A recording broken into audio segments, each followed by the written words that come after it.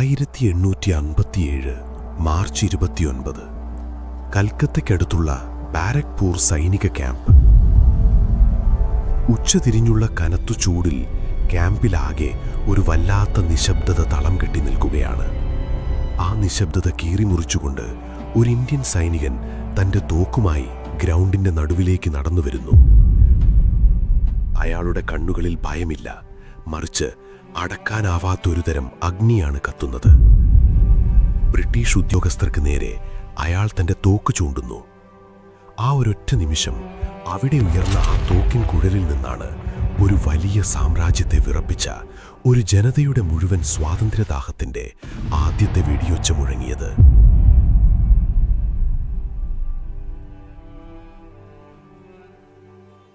Hello സുഹൃത്തുക്കളെ, ഇന്ന് നാം യാത്ര ചെയ്യുന്നത് ഏതെങ്കിലും ഒരു സാങ്കല്പിക ലോകത്തേക്കല്ല, മറിച്ച് നമ്മുടെ സ്വന്തം മണ്ണിലേക്ക് തന്നെയാണ്.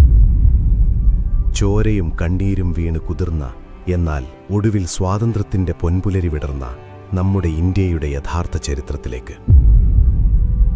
ഒരൊറ്റ രാത്രി കൊണ്ടോ ഒരു യുദ്ധം കൊണ്ടോ ലഭിച്ചതല്ല ഈ നാടിൻ്റെ സ്വാതന്ത്ര്യം. ഏതാണ്ട് 90 വർഷങ്ങൾ നീണ്ടുനിന്ന ലക്ഷക്കണക്കിന് മനുഷ്യരുടെ ത്യാഗത്തിൻ്റെ കഥയാണിത്.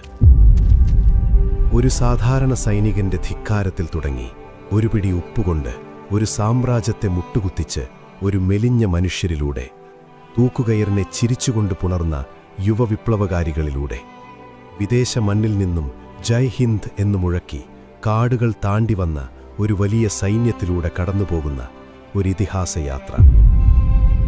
ഇന്ന് നാം കാണുന്ന ചെങ്കോട്ടയുടെ മതിലുകൾക്ക് പറയാൻ ഒരുപാട് കഥകളുണ്ട്. നിലാവുള്ള രാത്രികളിൽ ആ മതിലുകൾക്കരികിൽ നിന്നാൽ നൂറ്റാണ്ടുകളുടെ വേദനയും ഒടുവിൽ നേടിയെടുത്ത ആ വലിയ വിജയത്തിൻ്റെ ആഹ്ലാദവും നമുക്ക് കേൾക്കാൻ കഴിഞ്ഞേക്കാം. അത്രമേൽ ആഴത്തിലുള്ളതാണ് ഈ നാടിൻ്റെ ചരിത്രം.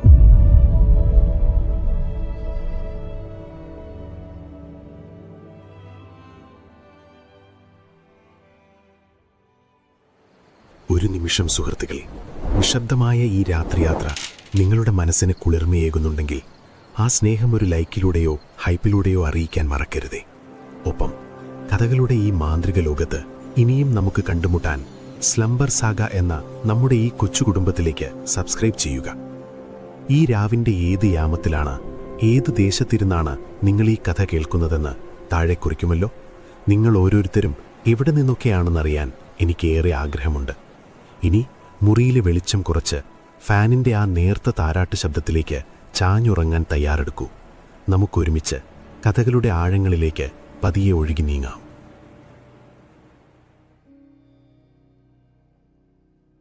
ചരിത്രം തുടങ്ങുന്നത് 19-ാം നൂറ്റാണ്ടിൻ്റെ മധ്യത്തിലാണ്. ഇന്ത്യ അന്ന് ഇന്നത്തെ പോലെ ഒരൊറ്റ രാജ്യമല്ല, പല പല നാട്ടുരാജ്യങ്ങളായി ചിതറിക്കിടക്കുന്ന ഒരു വലിയ ഭൂപ്രദേശം. കച്ചവടത്തിനായി വന്ന ബ്രിട്ടീഷ് ഈസ്റ്റ് ഇന്ത്യ കമ്പനി പതിയെ പതിയെ ഈ നാടിൻ്റെ ഭരണാധികാരികളായി മാറിക്കഴിഞ്ഞിരുന്നു. നമ്മൾ ചിന്തിച്ചു നോക്കൂ, നമ്മുടെ തന്നെ നാട്ടിൽ നമ്മുടെ വിഭവങ്ങൾ ഉപയോഗിച്ച് കച്ചവടം ചെയ്ത് ഒടുവിൽ നമ്മെ തന്നെ അടിമകളാക്കുന്ന ഒരവസ്ഥ. കമ്പനിയുടെ ഭരണം ഇന്ത്യക്കാരെ സംബന്ധിച്ച് ഒരു വലിയ ഇരുണ്ട കാലഘട്ടമായിരുന്നു. കർഷകർക്ക് അവരുടെ ഭൂമി നഷ്ടപ്പെടുന്നു, കരകൗശല തൊഴിലാളികൾക്ക് അവരുടെ തൊഴിൽ നഷ്ടപ്പെടുന്നു, രാജാക്കന്മാർക്ക് അവരുടെ കിരീടങ്ങൾ നഷ്ടപ്പെടുന്നു. എവിടെ നോക്കിയാലും ദാരിദ്ര്യവും പട്ടിണിയും ഭയവും മാത്രം. ഒരു വലിയ മരത്തിൻ്റെ വേരുകൾ കാർന്നു തിന്നുന്നതുപോലെ ബ്രിട്ടീഷ് കമ്പനി ഇന്ത്യയുടെ ആത്മാവിനെ കാർന്നു തിന്നുകൊണ്ടിരിക്കുകയാണ്. പക്ഷേ ഈസ്റ്റ് ഇന്ത്യ കമ്പനിയുടെ ഏറ്റവും വലിയ ശക്തി അവരുടെ സൈന്യമായിരുന്നു. അതിൽ ഭൂരിഭാഗവും ഇന്ത്യക്കാരായ സാധാരണ സൈനികർ, അതായത് സിപ്പായിമാർ. സ്വന്തം നാട്ടുകാരെ അടിച്ചമർത്താൻ ബ്രിട്ടീഷുകാർ ഉപയോഗിച്ചിരുന്നത് ഈ ഇന്ത്യൻ സിപ്പായിമാരെ തന്നെയാണ്. വളരെ കുറഞ്ഞ ശമ്പളത്തിൽ ബ്രിട്ടീഷ് ഉദ്യോഗസ്ഥരുടെ നിരന്തരമായ അപമാനങ്ങൾ സഹിച്ചുകൊണ്ടാണ് അവർ ആ സൈന്യത്തിൽ ജോലി ചെയ്തിരുന്നത്. അവരുടെ ഉള്ളിലും വലിയൊരു അമർഷം പുകയുന്നുണ്ടായിരുന്നു. ഒരു ചെറിയ കാറ്റു വീശിയാൽ ആളിക്കത്താൻ പാകത്തിൽ ആ അമർഷം ഒരു കനൽ പോലെ എരിയുകയാണ്. അങ്ങനെ ഇരിക്കെയാണ് 1857 ബ്രിട്ടീഷ് സൈന്യം എൻഫീൽഡ് എന്ന പേരിൽ ഒരു പുതിയ തരം തോക്ക് അവതരിപ്പിക്കുന്നത്. ഈ തോക്കിലേക്ക് തിരകൾ നിറയ്ക്കുന്നതിന് മുമ്പായി അതിൻ്റെ ഒരറ്റം പല്ലുകൊണ്ട് കടിച്ചു പൊട്ടിക്കേണ്ടതുണ്ടായിരുന്നു. അവിടെയാണ് ചരിത്രം മാറുന്നത്. ആ തിരകളിൽ പുരട്ടിയിരിക്കുന്ന ഗ്രീസ് പന്നിയുടെയും പശുവിൻ്റെയും നെയ്യുപയോഗിച്ചുണ്ടാക്കിയതാണെന്ന ഒരു വാർത്ത സൈനികർക്കിടയിൽ കാട്ടുതീ പോലെ പടരുന്നു. ഹിന്ദുക്കളെ സംബന്ധിച്ച് പശു പവിത്രവും മുസ്ലിങ്ങളെ സംബന്ധിച്ച് പന്നി നിഷിദ്ധവുമാണ്. തങ്ങളുടെ മതവിശ്വാസത്തെ തകർത്ത് തങ്ങളെ ക്രിസ്തുമതത്തിലേക്ക് മാറ്റാനുള്ള ബ്രിട്ടീഷുകാരുടെ ബോധപൂർവമായ ശ്രമമാണിതെന്ന് ഇന്ത്യൻ സൈനികർ വിശ്വസിക്കുന്നു. അതൊരു സാധാരണ പ്രശ്നമായിരുന്നില്ല. വർഷങ്ങളായി അവരനുഭവിച്ചിരുന്ന അപമാനങ്ങളുടെയും വേദനകളുടെയും മുകളിലേക്ക് വീണ അവസാനത്തെ തീപ്പൊരിയായിരുന്നു അത്. 1857 മാർച്ച് 29 ബാരക്പൂരിലെ സൈനിക ക്യാമ്പിൽ ആ തീപ്പൊരി ആളിക്കത്തുകയാണ്. മംഗൾ പാണ്ഡെ എന്ന 29കാരനായ സൈനികൻ ആ തിരകൾ ഉപയോഗിക്കാൻ വിസമ്മതിക്കുന്നു. അയാൾ തന്റെ സഹപ്രവർത്തകരോട് ബ്രിട്ടീഷുകാർക്കെതിരെ തിരിയാൻ ആവശ്യപ്പെടുകയാണ്. ഭയന്നുപോയ ബ്രിട്ടീഷ് ഉദ്യോഗസ്ഥർ പാണ്ഡെയെ അറസ്റ്റ് ചെയ്യാൻ ഉത്തരവിടുന്നു. പക്ഷെ ആരും മുന്നോട്ട് വരുന്നില്ല. പാണ്ഡെയെ പിടികൂടാൻ വരുന്ന ബ്രിട്ടീഷ് സാർജന്റ് മേജർക്ക് നേരെ അയാൾ വെടിയുതിർക്കുന്നു. അതൊരു വെറും വെടിയൊച്ചയായിരുന്നില്ല. നൂറ്റാണ്ടുകളായി ഉറങ്ങിക്കിടന്നിരുന്ന ഒരു ജനതയുടെ ഹൃദയമിടിപ്പായിരുന്നു അത്. സ്വന്തം ജീവൻ കൊടുക്കേണ്ടി വന്നാലും ഇനി ഈ അടിമത്തം സഹിക്കില്ല എന്ന ഒരു ജനതയുടെ ഉറച്ച പ്രഖ്യാപനം. ഒടുവിൽ മംഗൾ പാണ്ഡെയെ ബ്രിട്ടീഷുകാർ കീഴ്പ്പെടുത്തുകയും ഏപ്രിൽ 8 തൂക്കിലേറ്റുകയും ചെയ്യുന്നു. പാണ്ഡെയെ കൊന്നാൽ ആ പ്രതിഷേധം അവിടെ അവസാനിക്കുമെന്നാണ് ബ്രിട്ടീഷുകാർ കരുതിയത്. പക്ഷേ അവർക്ക് തെറ്റി. പാണ്ഡെയുടെ മരണം ഒരു വലിയ കൊടുങ്കാറ്റായി മാറുകയാണ്. ആ ധീരരക്തം വീണ മണ്ണിൽ നിന്നും പ്രതികാരത്തിൻ്റെ ആയിരക്കണക്കിന് മുളകൾ പൊട്ടിമുളച്ചു. ദിവസങ്ങൾക്കുള്ളിൽ ഈ വാർത്ത മീററ്റിലെ സൈനിക ക്യാമ്പിലേക്കും എത്തുന്നു. മെയ് മാസം 10-ാം തീയതി മീററ്റിലെ കുതിരപ്പടയാളികൾ ബ്രിട്ടീഷ് ഉദ്യോഗസ്ഥരെ ധിക്കരിച്ചുകൊണ്ട് ആയുധമെടുക്കുന്നു. അവർ ജയിലുകൾ തകർത്ത് തങ്ങളുടെ സുഹൃത്തുക്കളെ സ്വതന്ത്രരാക്കുന്നു. അവിടെ നിന്നും അവർ ഡൽഹി ലക്ഷ്യമാക്കി നീങ്ങുകയാണ്. ഇരുട്ടിന്റെ മറവിൽ കത്തുന്ന പന്തങ്ങളുമായി ആ സൈനികർ ഡൽഹിയിലേക്ക് നടക്കുമ്പോൾ അവരുടെ മനസ്സിൽ ഒരൊറ്റ ലക്ഷ്യം മാത്രമേ ഉണ്ടായിരുന്നുള്ളൂ: തങ്ങളുടെ നാടിൻ്റെ മോചനം. ഡൽഹിയിലെത്തിയ അവർ അന്നവിടെ നാമമാത്രമായി അധികാരത്തിലിരുന്നിരുന്ന മുഗൾ ചക്രവർത്തി ബഹദൂർ ഷാ സഫറിനെ ഇന്ത്യയുടെ ഭരണാധികാരിയായി പ്രഖ്യാപിക്കുന്നു. പെട്ടെന്ന് ഇതൊരു സൈനിക കലാപം മാത്രമല്ലാതായി മാറുകയാണ്. കർഷകരും സാധാരണക്കാരും നാട്ടുരാജാക്കന്മാരും ഈ സമരത്തിൽ പങ്കുചേരുന്നു. കാൺപൂരിൽ നാനാ സാഹിബും ഝാൻസിയിൽ റാണി ലക്ഷ്മിഭായിയും ബീഹാറിൽ കൺവർ സിംഗും ഈ പോരാട്ടത്തിന്റെ നേതൃത്വം ഏറ്റെടുക്കുന്നു. ഗ്രാമങ്ങളിൽ നിന്ന് ഗ്രാമങ്ങളിലേക്ക് ഈ വാർത്ത പടർന്നു. ഒരു കാലത്ത് സൂര്യൻ അസ്തമിക്കാത്ത സാമ്രാജ്യമെന്ന് അഹങ്കരിച്ചിരുന്ന ബ്രിട്ടീഷുകാർ ഇന്ത്യക്കാരുടെ ഈ അപ്രതീക്ഷിതമായ ആക്രമണത്തിൽ ശരിക്കും വിറച്ചുപോയി. തങ്ങളുടെ കൈകളിൽ നിന്നും ഇന്ത്യ വഴുതി പോകുകയാണെന്നവർക്ക് തോന്നിത്തുടങ്ങി. പക്ഷേ കഥ ഇവിടെ തീരുന്നില്ല.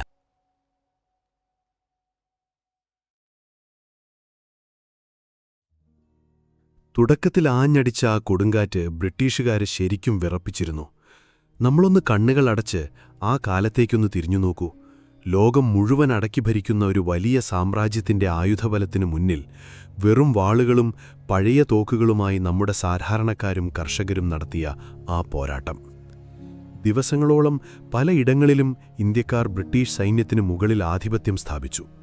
തങ്ങളുടെ നാട് തിരികെ കിട്ടിയെന്നുപോലും പലരും വിശ്വസിച്ചു. എന്നാൽ ആ സന്തോഷത്തിന് അധികം ആയുസ്സുണ്ടായിരുന്നില്ല. ലണ്ടനിൽ നിന്നും മറ്റു കോളനികളിൽ നിന്നും കൂടുതൽ ആയുധങ്ങളും വലിയൊരു സൈന്യവും ഇന്ത്യയിലേക്ക് ഒഴുകിയെത്തി.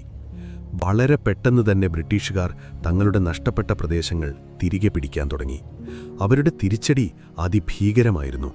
ഗ്രാമങ്ങൾ ഒന്നടങ്കം ചുട്ടുചാമ്പലാക്കപ്പെട്ടു. ഡൽഹി നഗരം വീണ്ടും ബ്രിട്ടീഷുകാരുടെ കാൽ കീഴിലായി.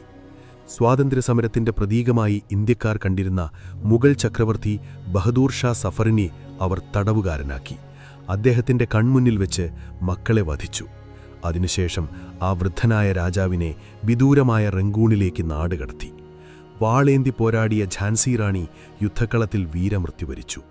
നാനാ സാഹിബ് നേപ്പാളിലെ കാടുകളിലേക്ക് അപ്രത്യക്ഷനായി. അങ്ങനെ എങ്ങും ചിതറിപ്പോയ കൃത്യമായൊരു നേതൃത്വമില്ലാതിരുന്ന ആ വലിയ മുന്നേറ്റം രക്തത്തിൽ മുങ്ങി അവസാനിച്ചു.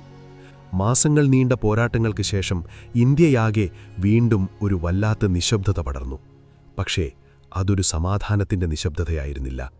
മറിച്ച് ശ്വാസം മുട്ടിക്കുന്ന ഒരു തോൽവിയുടെയും ഭയത്തിന്റെയും നിശബ്ദതയായിരുന്നു. കരിഞ്ഞ മണ്ണും അനാഥരായ മനുഷ്യരും മാത്രം ബാക്കിയായി. ഈ വലിയ കലാപം ബ്രിട്ടീഷ് ഭരണകൂടത്തിന് നൽകിയ തിരിച്ചറിവ് ചെറുതായിരുന്നില്ല. കേവലം കച്ചവടത്തിനു വന്ന ഒരു കമ്പനിക്ക് ഇനി ഈ വലിയ രാജ്യത്തെ അടക്കി നിർത്താൻ കഴിയില്ല എന്നവർക്ക് മനസ്സിലായി.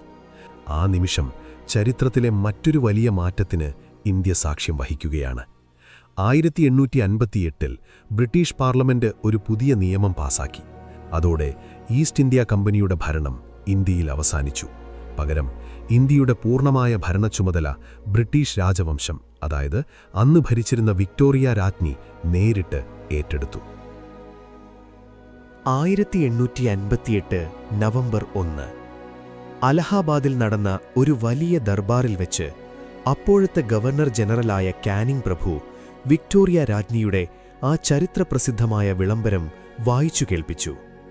അത് കേട്ടുനിന്ന സാധാരണക്കാരായ ഇന്ത്യക്കാരുടെ മനസ്സിൽ ഒരുപക്ഷെ വലിയ ആശ്വാസമാണ് അന്നു തോന്നിയത്. കാരണം രാജ്ഞി നൽകിയ വാഗ്ദാനങ്ങൾ അത്രത്തോളം മനോഹരമായിരുന്നു.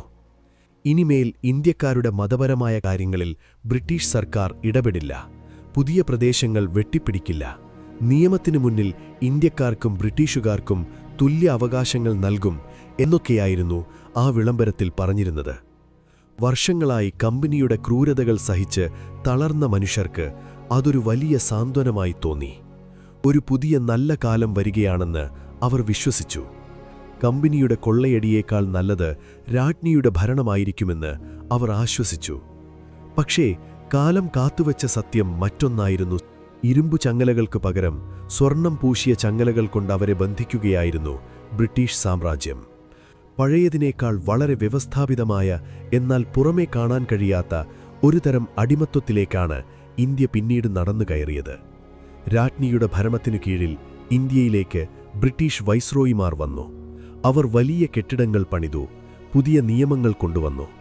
നമ്മൾ ചരിത്രപുസ്തകങ്ങളിൽ പലപ്പോഴും വായിക്കാറില്ലേ, ബ്രിട്ടീഷുകാർ നമുക്ക് റെയിൽവേ തന്നു, പോസ്റ്റൽ സംവിധാനം തന്നു, ടെലഗ്രാഫ് തന്നു എന്നൊക്കെ.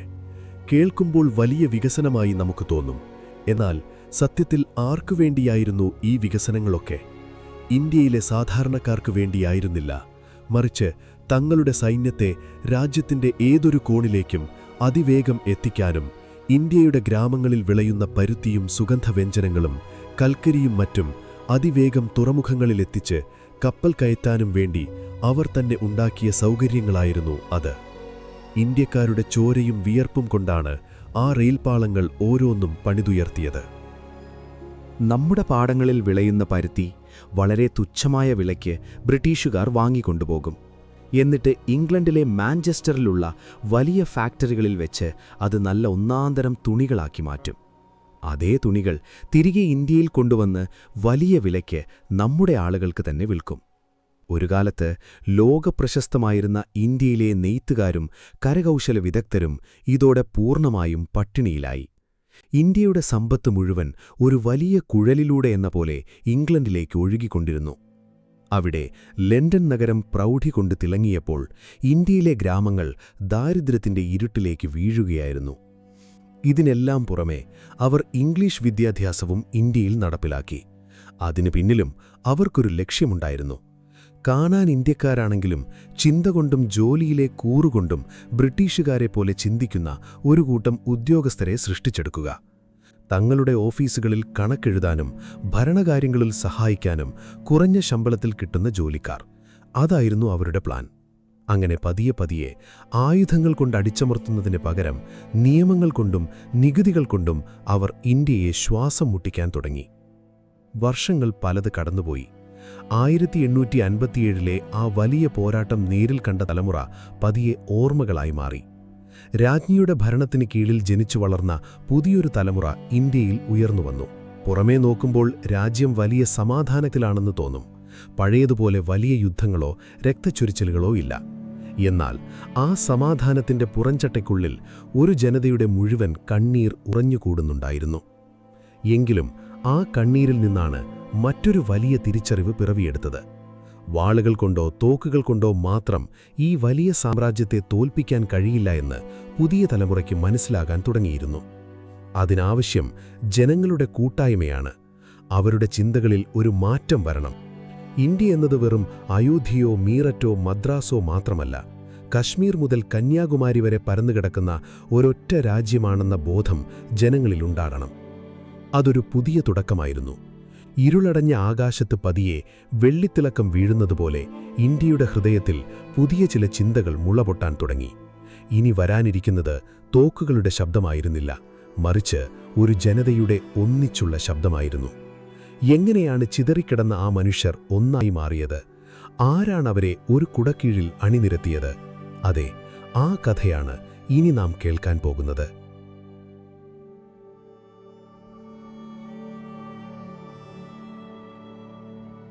ബ്രിട്ടീഷുകാർ ഇന്ത്യക്കാർക്ക് ഇംഗ്ലീഷ് വിദ്യാഭ്യാസം നൽകിയത് എന്തിനായിരുന്നു എന്ന് നാം നേരത്തെ കണ്ടല്ലോ. തങ്ങളുടെ ഓഫീസുകളിൽ കണക്കെഴുതാനും ആജ്ഞകൾ അനുസരിക്കാനും മാത്രം അറിയുന്ന കുറേ ഗുമസ്തന്മാരെ സൃഷ്ടിച്ചെടുക്കുക, അതായിരുന്നു അവരുടെ ലക്ഷ്യം. എന്നാൽ അവിടെയാണ് ചരിത്രത്തിലെ ഏറ്റവും മനോഹരമായ ഒരു കാവ്യനീതി സംഭവിക്കുന്നത്. ബ്രിട്ടീഷുകാർക്ക് പിണഞ്ഞ ഏറ്റവും വലിയ അബദ്ധവും അതുതന്നെയായിരുന്നു. ഇംഗ്ലീഷ് ഭാഷ പഠിച്ച നമ്മുടെ ചെറുപ്പക്കാർ ആ ഭാഷയിലൂടെ ലോകത്തെ ആകെ വായിക്കാൻ തുടങ്ങി. യൂറോപ്പിലെയും അമേരിക്കയിലെയും പുസ്തകങ്ങളും പത്രങ്ങളും അവരുടെ കൈകളിലെത്തി. അമേരിക്കൻ സ്വാതന്ത്ര്യ സമരത്തെക്കുറിച്ചും ഫ്രഞ്ച് വിപ്ലവത്തെക്കുറിച്ചും അവർ ആവേശത്തോടെ വായിച്ചറിഞ്ഞു. അതുവരെ അവരുടെ ചിന്തകളിൽ പോലും ഇല്ലാതിരുന്ന സ്വാതന്ത്ര്യം, ജനാധിപത്യം, പൗരാവകാശം തുടങ്ങിയ വാക്കുകൾ ആ ചെറുപ്പക്കാരുടെ സ്ഥിരകളിൽ പുതിയൊരു ഊർജം നിറച്ചു. നമ്മളൊന്ന് ചിന്തിച്ചു നോക്കൂ. നൂറ്റാണ്ടുകളായി തങ്ങളുടെ രാജാവ് പറയുന്നതാണ് നിയമം എന്ന് വിശ്വസിച്ചിരുന്ന ഒരു ജനതയോട് ഭരണാധികാരികളെ ജനങ്ങൾക്ക് തിരഞ്ഞെടുക്കാമെന്നും ജനങ്ങളാണ് പരമാധികാരികളെന്നും പറയുന്ന പുസ്തകങ്ങൾ സംവദിക്കുമ്പോൾ ഉണ്ടാകുന്ന ആ ഒരു മാനസികാവസ്ഥ, അതൊരു വലിയ തിരിച്ചറിവായിരുന്നു. അതുമാത്രമല്ല, ബ്രിട്ടീഷുകാർ തങ്ങളുടെ ആവശ്യത്തിനായി നിർമ്മിച്ച റെയിൽവേയും പോസ്റ്റൽ സംവിധാനവുമെല്ലാം ഇന്ത്യക്കാരെ പരസ്പരം അടുപ്പിച്ചു. ബംഗാളിലുള്ള ഒരു ചെറുപ്പക്കാരന് മദ്രാസിലുള്ള തന്റെ സുഹൃത്തുമായി ഇംഗ്ലീഷിൽ ആശയവിനിമയം നടത്താൻ കഴിഞ്ഞു. ഇന്ത്യയുടെ പല കോണുകളിലിരുന്ന് അവർ തങ്ങളുടെ രാജ്യത്തിന്റെ ദുരവസ്ഥയെക്കുറിച്ച് ചർച്ച ചെയ്തു. കാശ്മീർ മുതൽ കന്യാകുമാരി വരെ പല ഭാഷകളും പല സംസ്കാരങ്ങളുമായി ചിതറിക്കിടന്നിരുന്ന മനുഷ്യർ തങ്ങൾ ഒരൊറ്റ രാജ്യത്തെ ജനങ്ങളാണെന്നും തങ്ങളുടെ എല്ലാം ശത്രു ഒന്നു തന്നെയാണെന്നും തിരിച്ചറിയാൻ തുടങ്ങുകയായിരുന്നു. ഒരു പുതിയ ദേശീയ ബോധം അവിടെ ജനിക്കുകയായിരുന്നു. ഈ സമയത്താണ് ദാദാഭായ് നവറോജിയെ പോലുള്ള ചില ബുദ്ധിമാന്മാർ വളരെ കൃത്യമായ ചില കണക്കുകൾ ജനങ്ങൾക്ക് മുന്നിൽ വയ്ക്കുന്നത്.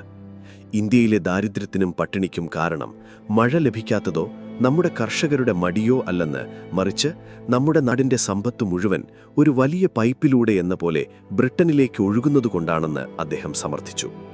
ചരിത്രത്തിൽ ഇതിനെ സമ്പദ് ചോർച്ചാ സിദ്ധാന്തം അല്ലെങ്കിൽ ഡ്രെയിൻ ഓഫ് വെൽത്ത് തിയറി എന്നാണ് വിളിക്കുന്നത്.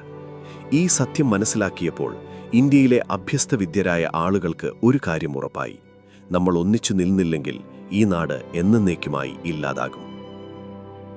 അങ്ങനെ 1885 ഡിസംബർ മാസത്തിലെ ഒരു തണുത്ത പകൽ ബോംബെ നഗരത്തിലെ ഗോകുൽദാസ് തേജ്പാൽ സംസ്കൃത കോളേജിന്റെ ഒരു ഹാളിലേക്ക് ഇന്ത്യയുടെ പല ഭാഗങ്ങളിൽ നിന്നായി കുറെ ആളുകൾ വന്നുചേർന്നു. ആകെ 72 പേർ. വക്കീലന്മാർ, പത്രപ്രവർത്തകർ, അധ്യാപകർ, അങ്ങനെ സമൂഹത്തിന്റെ പല തുറകളിൽ നിന്നുള്ളവരായിരുന്നു അവർ. പുറമേ നിന്ന് നോക്കുമ്പോൾ അതൊരു ചെറിയ കൂട്ടായ്മ മാത്രമായിരുന്നു. എന്നാൽ അവിടെ വെച്ചാണ് ഇന്ത്യയുടെ ചരിത്രഗതിയെ തന്നെ മാറ്റിയെഴുതിയ ഇന്ത്യൻ നാഷണൽ കോൺഗ്രസ് എന്ന പ്രസ്ഥാനം ജന്മമെടുക്കുന്നത്. സുരേന്ദ്രനാഥ ബാനർജി, ഗോപാലകൃഷ്ണ ഗോഖലെ തുടങ്ങിയ നേതാക്കളായിരുന്നു ആദ്യകാലത്ത് അതിന് നേതൃത്വം നൽകിയത്. തുടക്കത്തിൽ കോൺഗ്രസിന് ബ്രിട്ടീഷുകാരോട് വലിയ ശത്രുതയൊന്നും ഉണ്ടായിരുന്നില്ല. പൂർണ്ണ സ്വാതന്ത്ര്യം അവർ ആവശ്യപ്പെട്ടതുമില്ല. ഭരണകാര്യങ്ങളിൽ ഇന്ത്യക്കാർക്കും കുറച്ചു പ്രാതിനിധ്യം നൽകണം, നിയമങ്ങൾ കുറച്ചുകൂടി ലഘൂകരിക്കണം എന്നൊക്കെയുള്ള അപേക്ഷകൾ എഴുതി ബ്രിട്ടീഷ് ഉദ്യോഗസ്ഥർക്ക് നൽകുകയായിരുന്നു അവരുടെ രീതി. സമാധാനപരമായി, വളരെ മാന്യമായി തങ്ങളുടെ അവകാശങ്ങൾ ചോദിച്ചു വാങ്ങാമെന്ന് ഈ മിതവാദികൾ വിശ്വസിച്ചു. എന്നാൽ ബ്രിട്ടീഷുകാർ ഈ അപേക്ഷകൾക്കൊന്നും വലിയ വില കൊടുത്തില്ല. അവർ അത് പുച്ഛിച്ചു തള്ളി. അങ്ങനെ വർഷങ്ങൾ കടന്നുപോയി. അപേക്ഷകൾ കൊണ്ടും നിവേദനങ്ങൾ കൊണ്ടും ഒരു മാറ്റവും ഉണ്ടാകുന്നില്ല എന്ന് കണ്ടപ്പോൾ ഇന്ത്യക്കാരുടെ ഇടയിൽ നിന്നും കൂടുതൽ കരുത്തോടെ മറ്റൊരു ശബ്ദം ഉയർന്നുവന്നു. അതൊരു ഗർജനമായിരുന്നു. ബാലഗംഗാധര തിലകൻ എന്ന ധീരനായ നേതാവായിരുന്നു ആ ശബ്ദത്തിന് ഉടമ. അദ്ദേഹം തുറന്നടിച്ചു പറഞ്ഞു: സ്വരാജ് എൻ്റെ ജന്മാവകാശമാണ്, ഞാനത് നേടുക തന്നെ ചെയ്യും.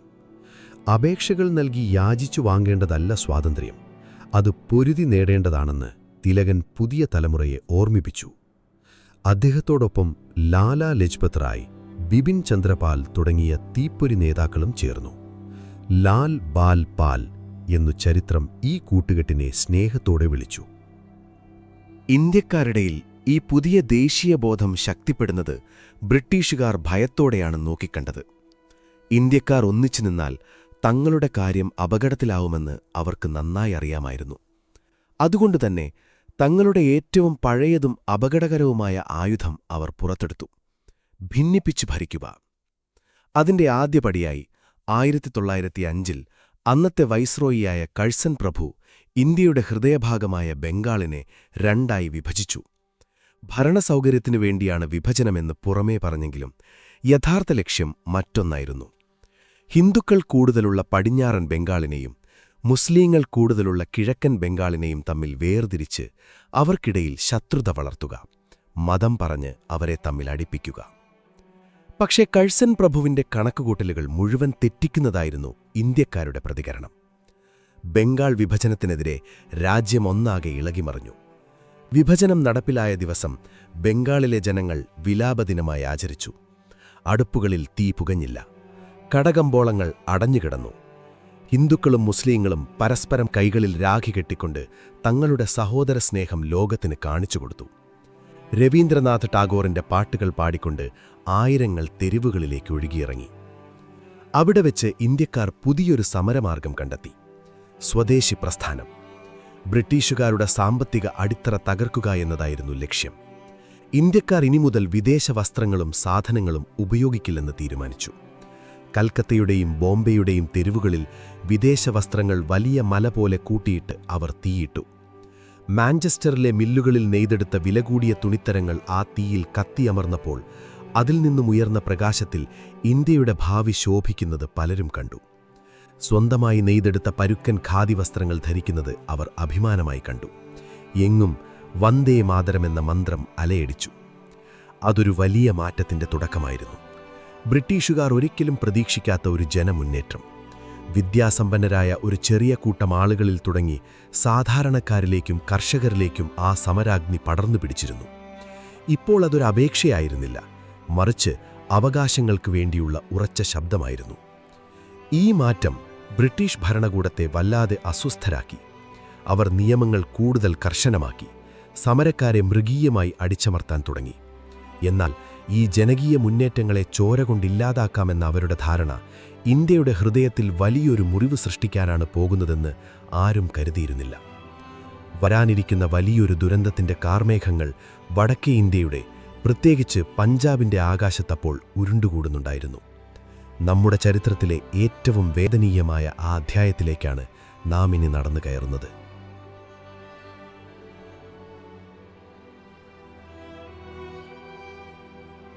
ചരിത്രത്തിന്റെ താളുകൾ മറിക്കുമ്പോൾ ചിലയിടങ്ങളിൽ നമ്മുടെ വിരലുകൾ അറിയാതെയൊന്ന് വിറയ്ക്കും.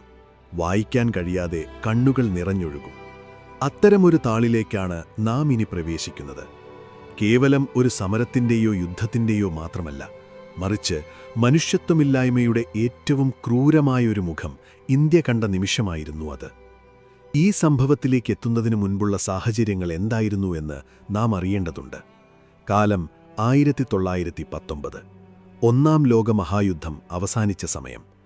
ലോകമഹായുദ്ധത്തിൽ ബ്രിട്ടന് വേണ്ടി പോരാടാൻ ലക്ഷക്കണക്കിന് ഇന്ത്യൻ സൈനികരാണ് അതിർത്തികൾ കടന്നുപോയത്. തങ്ങളുടെ മക്കളെയും ഭർത്താക്കന്മാരെയും യുദ്ധത്തിനയച്ച സാധാരണക്കാരായ ഇന്ത്യക്കാർക്ക് അന്നൊരു വലിയ പ്രതീക്ഷയുണ്ടായിരുന്നു. യുദ്ധത്തിൽ നമ്മൾ സഹായിച്ചാൽ അതിനു പകരമായി യുദ്ധം തീരുമ്പോൾ ബ്രിട്ടീഷുകാർ ഇന്ത്യയ്ക്ക് കൂടുതൽ സ്വാതന്ത്ര്യവും ഭരണത്തിൽ പങ്കാളിത്തവും നൽകുമെന്ന് അവർ വിശ്വസിച്ചു. പക്ഷേ യുദ്ധം ജയിച്ചു കഴിഞ്ഞപ്പോൾ ബ്രിട്ടീഷ് ഭരണകൂടത്തിന്റെ ഭാവം മാറി. ഇന്ത്യക്കാർക്ക് സ്വാതന്ത്ര്യത്തിനു പകരം അവർ നൽകിയത് റൗളറ്റ് ആക്ട് എന്നൊരു കരി നിയമമായിരുന്നു. എന്താണ് ആ നിയമമെന്നറിയാമോ?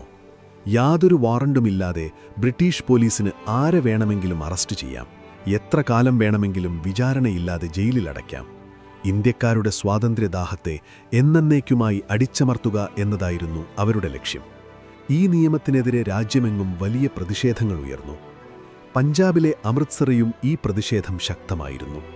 അങ്ങനെയിരിക്കെയാണ് 1919 ഏപ്രിൽ 13 വരുന്നത്. അന്ന് പഞ്ചാബികളുടെ ഏറ്റവും വലിയ ആഘോഷമായ വൈശാഖി ഉത്സവത്തിന്റെ ദിവസമാണ്. വസന്തകാലത്തിന്റെ വരവറിയിക്കുന്ന വിളവെടുപ്പിന്റെ ഉത്സവം. അമൃത്സറിലെ സുവർണക്ഷേത്രത്തിൽ ദർശനം നടത്താനും ഉത്സവത്തിൽ പങ്കെടുക്കാനുമായി ഗ്രാമങ്ങളിൽ നിന്നും 10,000-കണക്കിന് ആളുകൾ നഗരത്തിലേക്ക് ഒഴുകിയെത്തി. അവിടെ സുവർണക്ഷേത്രത്തിന് തൊട്ടടുത്തായി ഒരു വലിയ മൈതാനമുണ്ട്, ജാലിയൻ വാലാബാഗ്.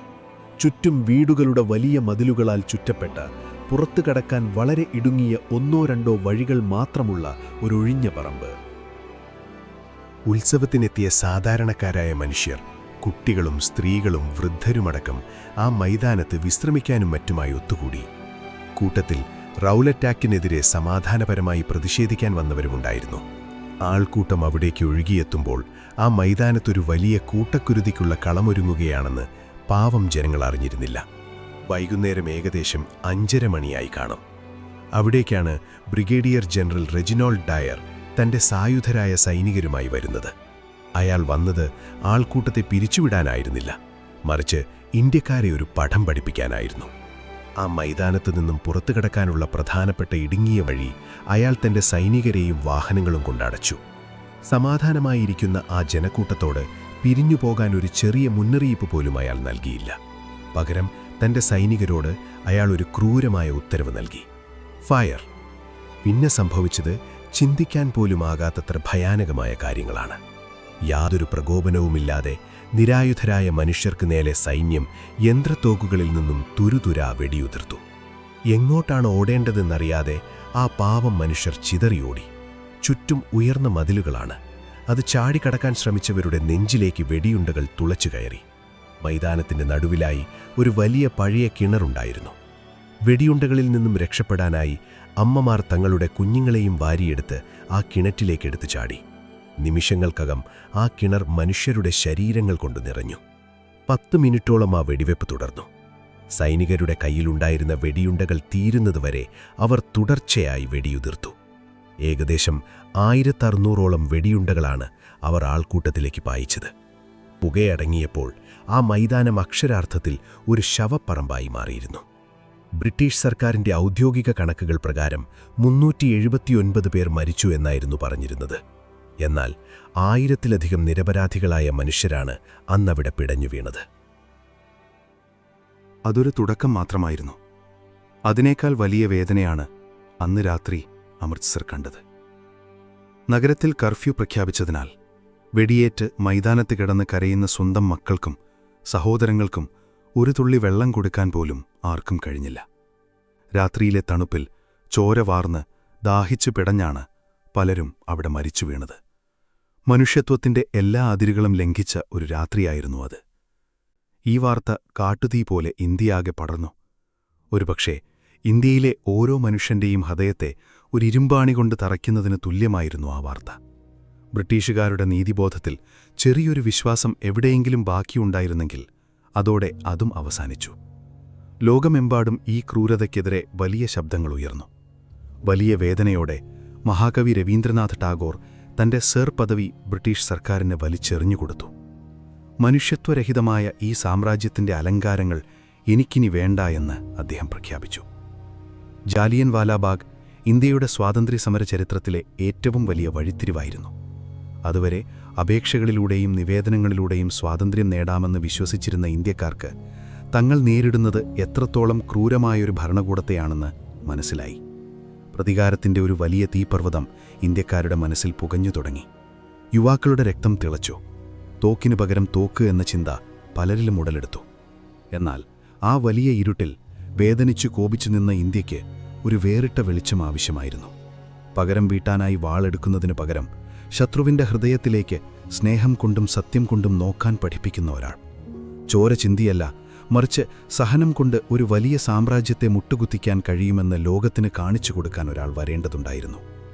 അതെ, അനേകം പൈലുകൾക്കപ്പുറം ദക്ഷിണാഫ്രിക്കയിലെ വംശീയതയോട് പോരാടി വിജയിച്ച ശേഷം മെലിഞ്ഞ ശരീരവും അതിലും വലിയ ആത്മവിശ്വാസവുമുള്ള ആ മനുഷ്യൻ ഇന്ത്യയുടെ മണ്ണിലേക്ക് നടന്നു വരികയായിരുന്നു. വെറുമൊരു വ്യക്തിയിൽ നിന്നും ഇന്ത്യയുടെ ആത്മാവായി അദ്ദേഹം മാറാൻ പോകുന്ന ആ കഥയാണ് നാം ഇനി അറിയാൻ പോകുന്നത്.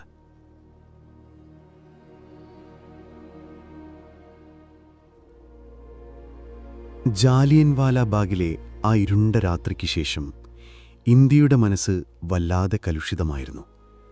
ചോരയ്ക്ക് പകരം ചോര എന്നൊരു ചിന്ത യുവാക്കളുടെ സിരകളിൽ തിളച്ചുമറിഞ്ഞു. നമ്മളൊന്ന് ആലോചിച്ചു നോക്കൂ. സ്വന്തം സഹോദരങ്ങളെയും കുഞ്ഞുങ്ങളെയും യാതൊരു ദയവുമില്ലാതെ വെടിവെച്ചു കൊന്ന ഒരു ഭരണകൂടത്തോട് എങ്ങനെയാണ് സമാധാനപരമായി സംസാരിക്കാൻ കഴിയുക? ബ്രിട്ടീഷുകാർക്കെതിരെ ആയുധമെടുത്ത് പോരാടണം എന്ന് രാജ്യത്തെ വലിയൊരു വിഭാഗം ജനങ്ങളും ആഗ്രഹിച്ച സമയമായിരുന്നു അത്. പക്ഷേ ലോകത്തിലെ തന്നെ ഏറ്റവും വലിയ സൈനിക ശക്തിയായ ബ്രിട്ടനെതിരെ വെറും കൈയോടെ പൊരുതിയാൽ എന്താകും സംഭവിക്കുക എന്ന് ചിന്തിക്കാൻ കഴിവുള്ള ഒരു നേതൃത്വം അന്ന് ഇന്ത്യയ്ക്ക് ആവശ്യമായിരുന്നു. കൃത്യമാ സമയത്താണ് ഒരു കൊടുങ്കാറ്റിനെ ശാന്തമാക്കാൻ വരുന്ന ഇളം കാറ്റുപോലെ ഒരാൾ ഇന്ത്യൻ രാഷ്ട്രീയത്തിൻ്റെ മുൻനിരയിലേക്ക് നടന്നു കയറുന്നത്. കോട്ടിനും സ്യൂട്ടിനും പകരം ഒരു സാധാരണക്കാരനെ പോലെ പരുക്കൻ ഖാദി വസ്ത്രം ധരിച്ച് ഒരു വലിയ വടിയും കുത്തിപ്പിടിച്ച് നടന്ന ഒരു മെലിഞ്ഞ മനുഷ്യൻ, മോഹൻദാസ് കരംചന്ദ് ഗാന്ധി. വർഷങ്ങൾക്ക് മുൻപ് തന്നെ അദ്ദേഹം ദക്ഷിണാഫ്രിക്കയിൽ നിന്നും ഇന്ത്യയിൽ തിരിച്ചെത്തിയിരുന്നു.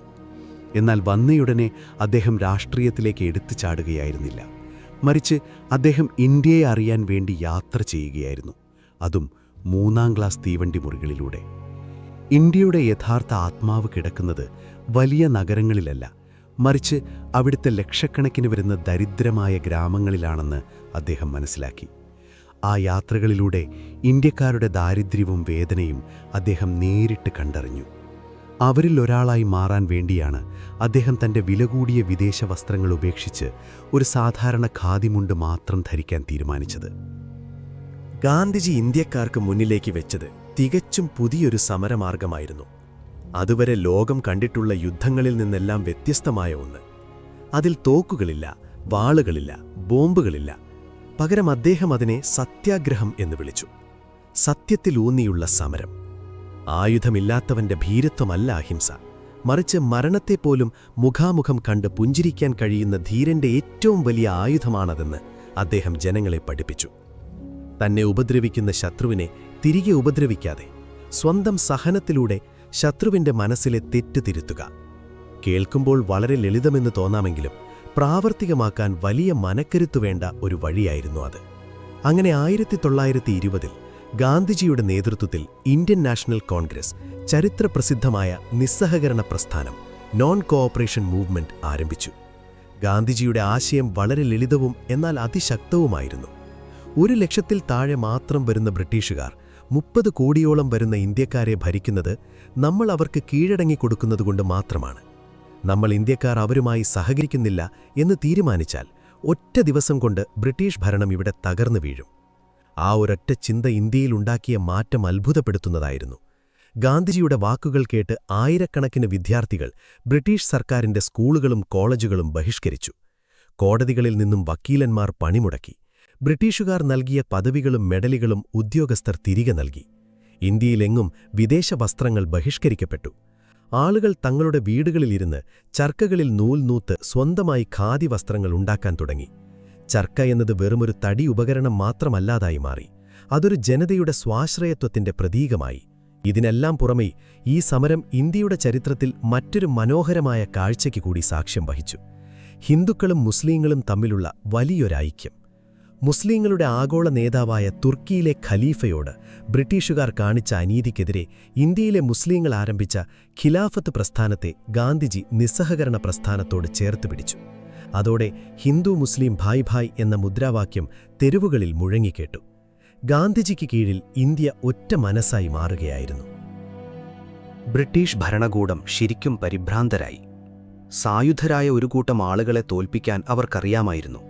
എന്നാൽ ലാത്തിചാർജ് ചെയ്യുമ്പോഴും വെടിയുതിർക്കുമ്പോഴും തിരികെ ആക്രമിക്കാതെ വന്ദേമാതരം വിളിച്ച് പുഞ്ചിരിയോടെ ജയിലിലേക്ക് കയറിപ്പോകുന്ന 10,000-കണക്കിന് സാധാരണക്കാരെ എന്തു ചെയ്യണമെന്ന് അവർക്കറിയില്ലായിരുന്നു.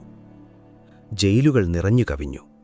ആളുകൾക്ക് ജയിലിൽ പോകുന്നതിനോടുള്ള ഭയം പൂർണ്ണമായും ഇല്ലാതായി. പോലീസ് സ്റ്റേഷനുകൾക്ക് മുന്നിൽ തങ്ങളെ അറസ്റ്റ് ചെയ്യണമെന്നാവശ്യപ്പെട്ട് ജനങ്ങൾ വരിവരിയായി നിന്നു. ഒരു സാമ്രാജ്യത്തിൻ്റെ മുഴുവൻ ഭരണയന്ത്രവും നിശ്ചലമാകുന്നത് ബ്രിട്ടീഷുകാർ നിസ്സഹായതയോടെ നോക്കി നിന്നു. ഗാന്ധിജി എന്നൊരു വാക്ക് ജനങ്ങൾക്ക് നൽകിയിരുന്നു.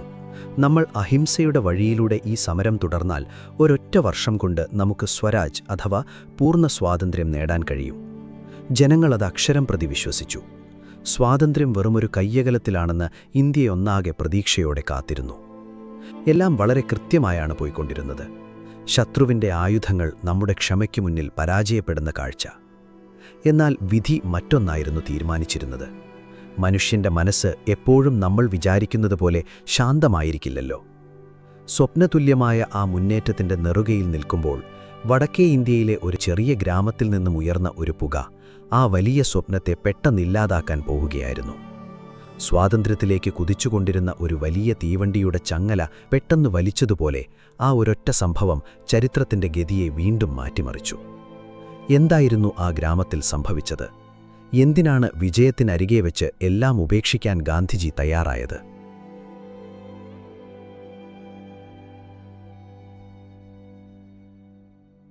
നിസ്സഹകരണ പ്രസ്ഥാനം അതിന്റെ പൂർണ്ണ ശക്തിയിൽ കത്തിനിൽക്കുന്ന സമയം. രാജ്യം മുഴുവൻ ഗാന്ധിജിയുടെ അഹിംസാ സിദ്ധാന്തം നെഞ്ചിലേറ്റി മുന്നോട്ടു പോകുകയാണ്. ബ്രിട്ടീഷ് ഭരണകൂടം എന്തു ചെയ്യണമെന്നറിയാതെ പകച്ചു നിൽക്കുന്ന ഒരവസ്ഥ. സ്വാതന്ത്ര്യം തൊട്ടു മുന്നിലുണ്ടെന്ന് ജനങ്ങൾ ഉറപ്പിച്ചു കഴിഞ്ഞിരുന്നു. പക്ഷേ ഒരു ജനക്കൂട്ടത്തെ എപ്പോഴും ശാന്തരായി നിലനിർത്തുക എന്നത് അത്ര എളുപ്പമുള്ള കാര്യമല്ലല്ലോ. വർഷങ്ങളായി ഉള്ളിൽ കടിച്ചമർത്തിയ അമർഷവും കോപവും ഏതു നിമിഷവും അണപൊട്ടിയൊഴുകാൻ പാകത്തിൽ പലരിലും നിറഞ്ഞു നിന്നിരുന്നു.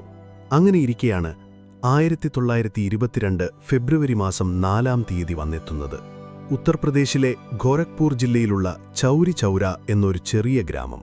അന്നവിടെ തങ്ങളുടെ ഗ്രാമത്തിലെ വിദേശ മദ്യഷാപ്പുകൾക്കും ഇറക്കുമതി ചെയ്ത തുണികൾക്കുമെതിരെ സമാധാനപരമായി പ്രതിഷേധിക്കാൻ നാട്ടുകാർ ഒത്തുകൂടി. സാധാരണ പോലെയുള്ളൊരു ജാഥ. നൂറുകണക്കിന് കർഷകരും സാധാരണക്കാരും വന്ദേമാതരം വിളിച്ചുകൊണ്ട് ഗ്രാമത്തിലെ മാർക്കറ്റിലൂടെ നടന്നു നീങ്ങുകയാണ്. അവിടേക്ക് ബ്രിട്ടീഷ് പോലീസ് എത്തുന്നു. സമരക്കാരെ പിരിച്ചുവിടാൻ അവർ ലാഥി വീശാൻ തുടങ്ങി. ജനങ്ങൾ പിരിഞ്ഞു പോകാൻ കൂട്ടാതെ വന്നപ്പോൾ പോലീസ് അവർക്ക് നേരെ വെടിയുതിർത്തു. ആ വെടിവെപ്പിൽ ജനക്കൂട്ടത്തിൽ നിന്ന ചിലർ മരണപ്പെട്ടു. അതോടെ സമാധാനപരമായി നടന്ന ആ ജാഥയുടെ സ്വഭാവം മാറി. കൂട്ടത്തിൽ നിന്നൊരാളുടെ രക്തം നിലത്തുവീണപ്പോൾ അതുവരെ അവർ പാലിച്ചുപോന്ന അഹിംസയുടെ പാഠങ്ങൾ കാറ്റിൽ പറന്നു.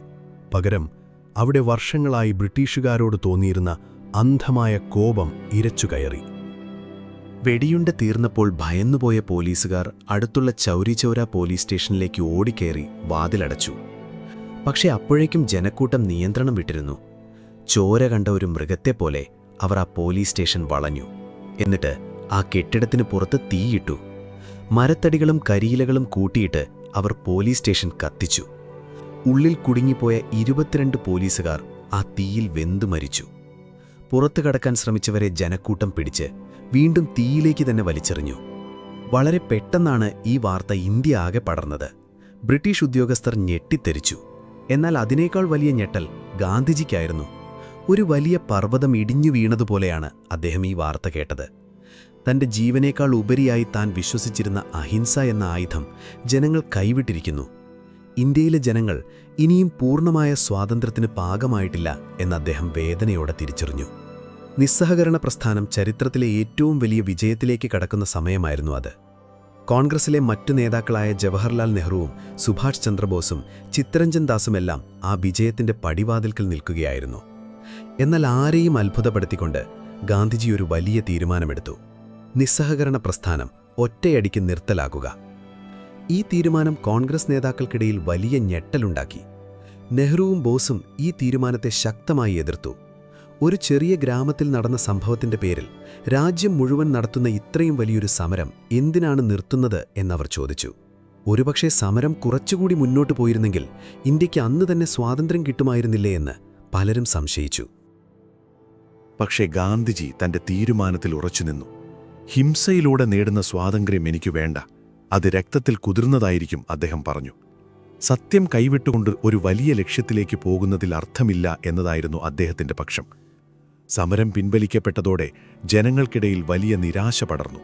ഗാന്ധിജിയുടെ ജനപ്രീതി അല്പമൊന്നും മങ്ങുകയും ചെയ്തു. കൃത്യം ഈ സമയം നോക്കി ബ്രിട്ടീഷ് ഭരണകൂടം ഗാന്ധിജിയെ അറസ്റ്റ് ചെയ്യുകയും രാജ്യദ്രോഹക്കുറ്റം ചുമത്തി 6 വർഷത്തേക്ക് ജയിലിലടയ്ക്കുകയും ചെയ്തു. പെട്ടെന്ന് ഇന്ത്യയുടെ രാഷ്ട്രീയ അന്തരീക്ഷം വലിയൊരു ശൂന്യതയിലേക്ക് വീണു. സമരമില്ലാതായി, ഗാന്ധിജി ജയിലിലായി. കോൺഗ്രസ് നേതാക്കൾക്കിടയിൽ ആശയക്കുഴപ്പമായി. എന്തു ചെയ്യണമെന്നറിയാതെ യുവാക്കൾ പകച്ചുനിന്നു. തങ്ങളുടെ ആവേശത്തെ ശരിയായ രീതിയിൽ നയിക്കാൻ ആരുമില്ലാത്ത അവസ്ഥ.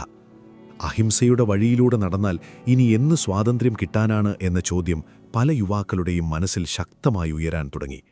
അങ്ങനെ ശാന്തമായിരുന്ന ആ സമുദ്രത്തിൽ നിന്നും പതുക്കെ പതുക്കെ വലിയ തിരമാലകൾ ഉയർന്നുവരാൻ തുടങ്ങി. ഗാന്ധിജിയുടെ അഹിംസയോട് വിയോജിപ്പുള്ള ഒരു കൂട്ടം ചെറുപ്പക്കാർ രാജ്യത്തിന്റെ പല ഭാഗങ്ങളിലായി ഒത്തുചേർന്നു. തോക്കുകൾക്ക് തോക്കുകൾ കൊണ്ടുതന്നെ മറുപടി പറയണമെന്നവർ വിശ്വസിച്ചു. അവരുടെ ചുണ്ടുകളിൽ വന്ദേ മാതരത്തിനു പകരം ഇൻക്വിലാബ് സിന്ദാബാദ് എന്ന പുതിയ മുദ്രാവാക്യം മുഴങ്ങാൻ തുടങ്ങി. അതെ, ആ ശൂന്യതയിൽ നിന്നാണ് ഇന്ത്യയുടെ ചരിത്രത്തിലെ ഏറ്റവും തിളക്കമുള്ള എന്നാൽ ചോരമണക്കുന്ന ഒരു പുതിയ അധ്യായം തുടങ്ങുന്നത്. മരണത്തെ കളിത്തോഴനായി കണ്ട ഒരു കൂട്ടം യുവ വിപ്ലവകാരികളുടെ വരവായിരുന്നു അത്.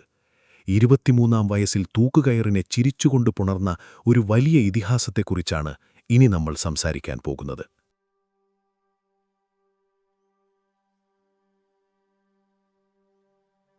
സമരം പെട്ടെന്ന് നിർത്തിവെച്ച ആ ദിവസങ്ങളിൽ രാജ്യമാകെ വല്ലാത്തൊരു ശൂന്യതയായിരുന്നു എന്ന് ഞാൻ പറഞ്ഞല്ലോ.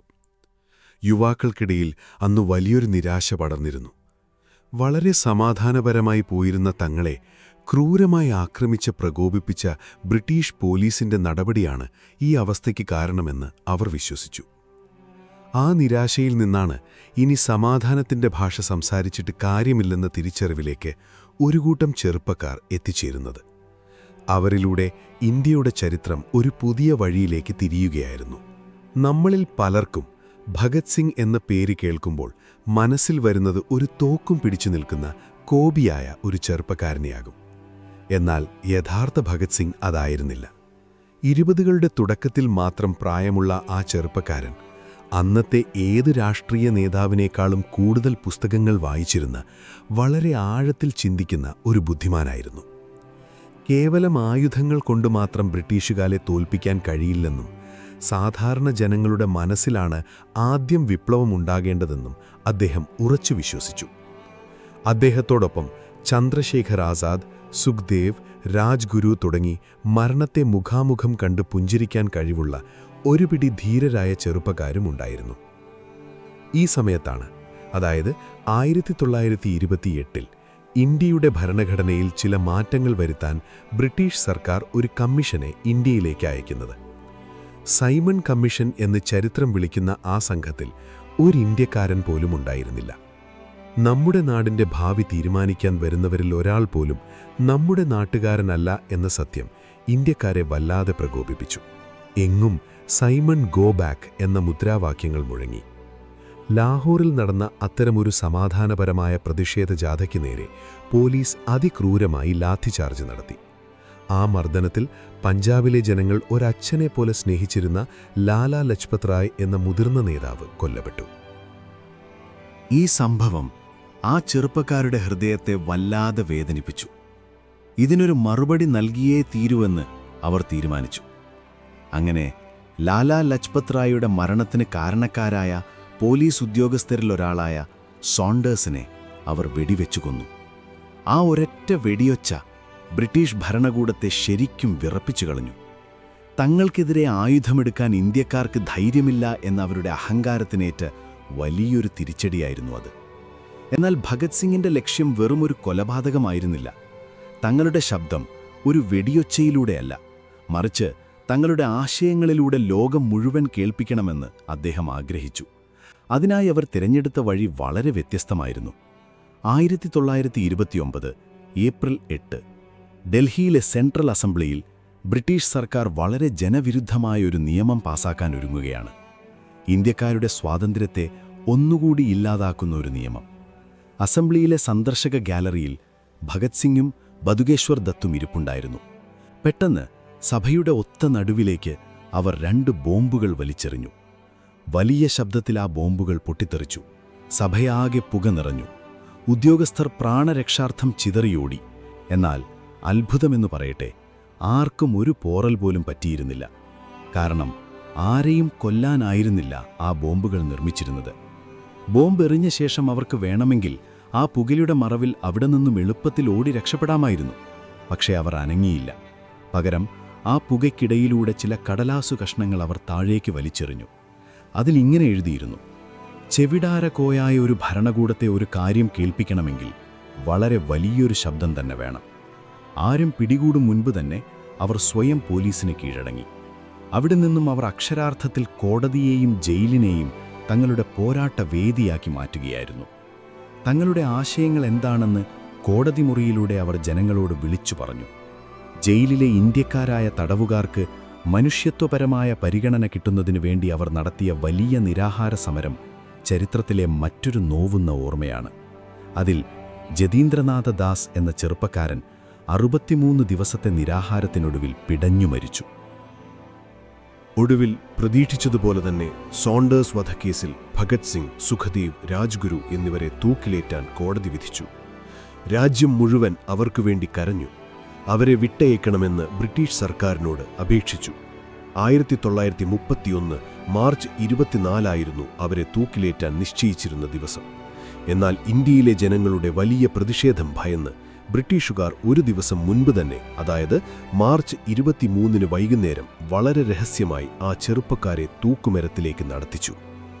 ആ സായാഹ്നത്തിൽ ലാഹോർ ജയിലിലാകെ വല്ലാത്തൊരു നിശബ്ദതയായിരുന്നു. മരണത്തിലേക്ക് നടക്കുമ്പോൾ ആ 3 ചെറുപ്പക്കാരുടെ മുഖത്ത് യാതൊരു ഭയവുമില്ലായിരുന്നു. അവർ ചിരിക്കുകയായിരുന്നു. പരസ്പരം കെട്ടിപ്പിടിച്ച് ഇൻകിലാബ് സിന്ദാബാദ് എന്ന് ഉച്ചത്തിൽ വിളിച്ചുകൊണ്ടാണ് അവർ ആ തൂക്കുകയർ കഴുത്തിലണിഞ്ഞത്. രാജ്യത്തെ ജനങ്ങൾ അറിയാതിരിക്കാൻ അവരുടെ ശരീരം പോലും കുടുംബത്തിന് നൽകാതെ രാത്രിയുടെ ഇരുട്ടിന്റെ മറവിൽ സത്ലജ് നദിക്കരയിൽ കൊണ്ടുപോയി രഹസ്യമായി കത്തിച്ചു കളയുകയാണ് ആ ഭീരുക്കളായ ഭരണകൂടം ചെയ്തത്.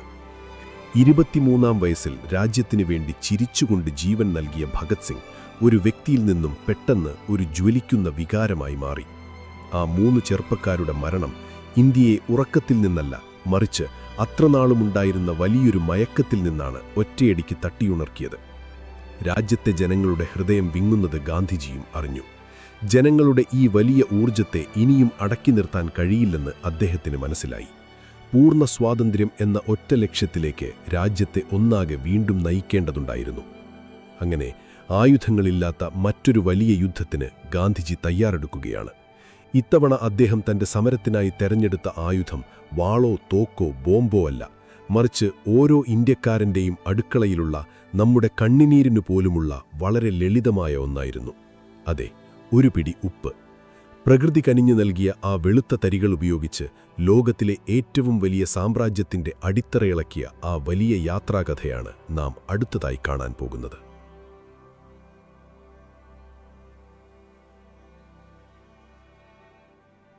ഭഗത് സിംഗിന്റെയും കൂട്ടുകാരുടെയും മരണം ഇന്ത്യയുടെ മനസ്സിലുണ്ടാക്കിയ വിങ്ങൽ വളരെ വലുതായിരുന്നു.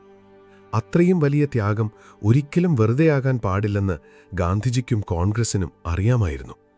ഇനിയിപ്പോ വെറുമൊരു നിവേദനമോ ഭരണത്തിലെ ചെറിയ പങ്കാളിത്തമോ അല്ല, മറിച്ച് പൂർണ്ണ സ്വരാജ് അഥവാ പൂർണ്ണ സ്വാതന്ത്ര്യം മാത്രമാണ് ഇന്ത്യയുടെ ലക്ഷ്യമെന്ന് 1929 ലാഹോറിൽ വെച്ച് നടന്ന കോൺഗ്രസ് സമ്മേളനത്തിൽ അവർ ഉറക്കെ പ്രഖ്യാപിച്ചു കഴിഞ്ഞിരുന്നു.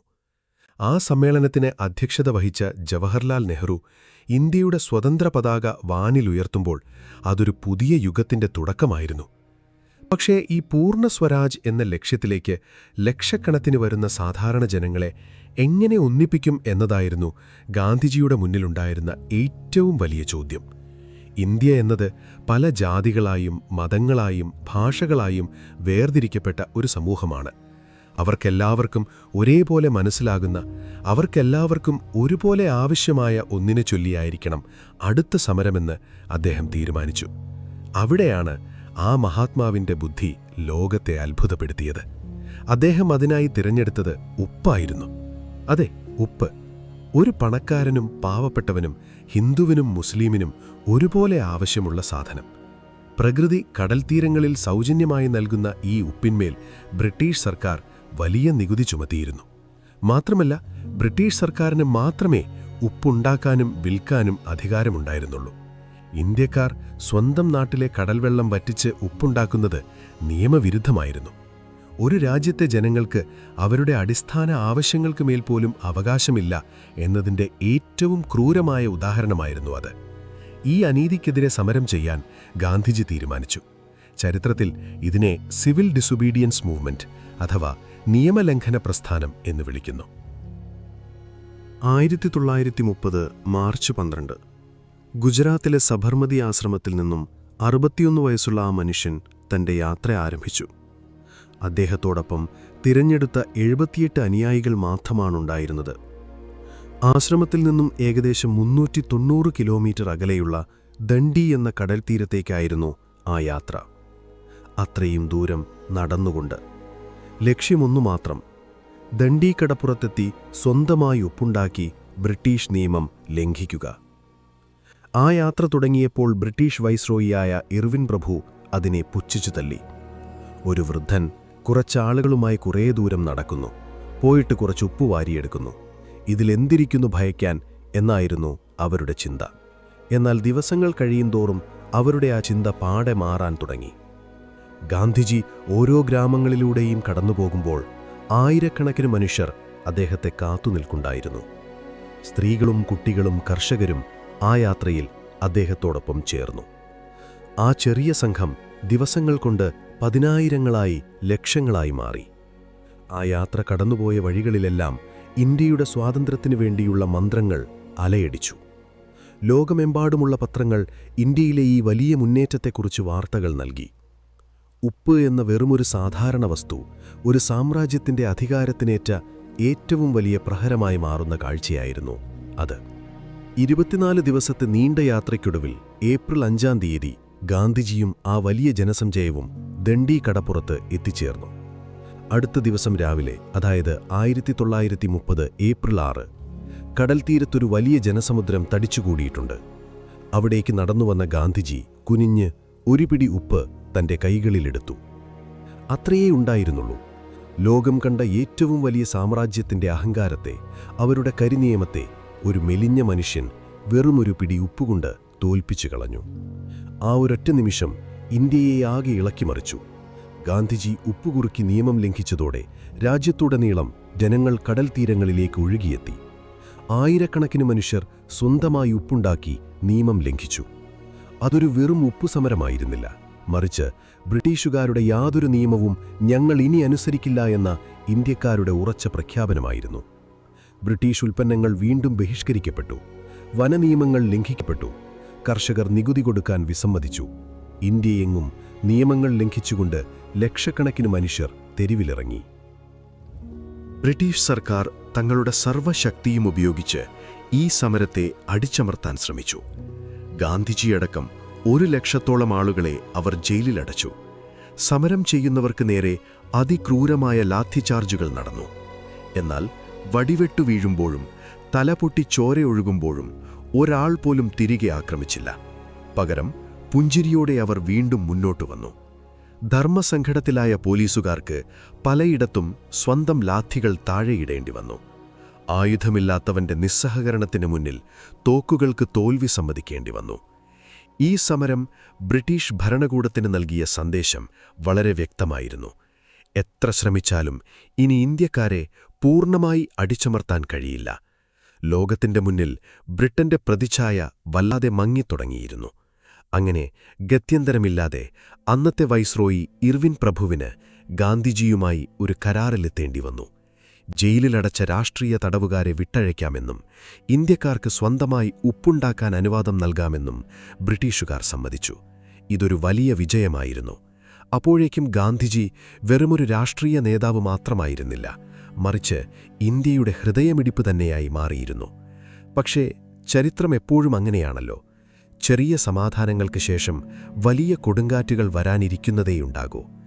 ഇന്ത്യ പൂർണ്ണ സ്വാതന്ത്ര്യത്തിലേക്ക് അടുക്കുകയാണെന്ന് തോന്നിപ്പിച്ച ആ ദിവസങ്ങളിൽ നിന്നും ലോകത്തെ ആകെ ഭയപ്പെടുത്തിയ മറ്റൊരു വലിയ യുദ്ധത്തിലേക്ക് കാലം നമ്മെ വലിച്ചെറിയാൻ പോകുകയായിരുന്നു: 2ാം ലോകമഹായുദ്ധം. ആ വലിയ യുദ്ധത്തിൻ്റെ പശ്ചാത്തലത്തിൽ ഇന്ത്യയുടെ അവസാനത്തെയും ഏറ്റവും വലിയതുമായ പോരാട്ടം തുടങ്ങുകയായിരുന്നു. എന്ത് വില കൊടുത്തും സ്വാതന്ത്ര്യം നേടിയെടുക്കാനുള്ള ഒരു ജീവൻ മരണ പോരാട്ടം. അതിലേക്കാണ് നാം ഇനി കടക്കുന്നത്.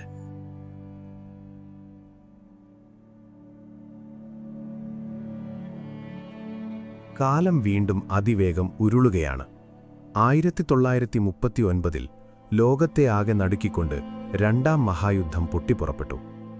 ജർമ്മനിയിലെ ഹിറ്റ്ലറുടെ ഏകാധിപത്യത്തിനെതിരെ ജനാധിപത്യം സംരക്ഷിക്കാനാണ് തങ്ങൾ യുദ്ധം ചെയ്യുന്നതെന്ന് ബ്രിട്ടീഷുകാർ ലോകത്തോട് വിളിച്ചു പറഞ്ഞു. ആലോചിക്കുമ്പോൾ വല്ലാത്തൊരു വൈരുദ്ധ്യം തോന്നുന്നില്ലേ? ഇന്ത്യയിലെ കോടിക്കണക്കിന് മനുഷ്യരുടെ സ്വാതന്ത്ര്യം കവർന്നെടുത്ത് അവരെ അടിമകളാക്കി വെച്ചുകൊണ്ട് ഭരിക്കുന്ന അതേ ബ്രിട്ടീഷുകാരാണ് ലോകത്ത് ജനാധിപത്യം സംരക്ഷിക്കാൻ ഇറങ്ങിത്തിരിച്ചിരിക്കുന്നത്. ഞങ്ങളോട് ആലോചിക്കുക പോലും ചെയ്യാതെ ഇന്ത്യയെയും അവർ ആ യുദ്ധത്തിലേക്ക് വലിച്ചിഴച്ചു. ലക്ഷക്കണക്കിന് ഇന്ത്യൻ സൈനികരെ വീണ്ടും വിദേശ രാജ്യങ്ങളിലേക്ക് യുദ്ധം ചെയ്യാൻ അയച്ചു.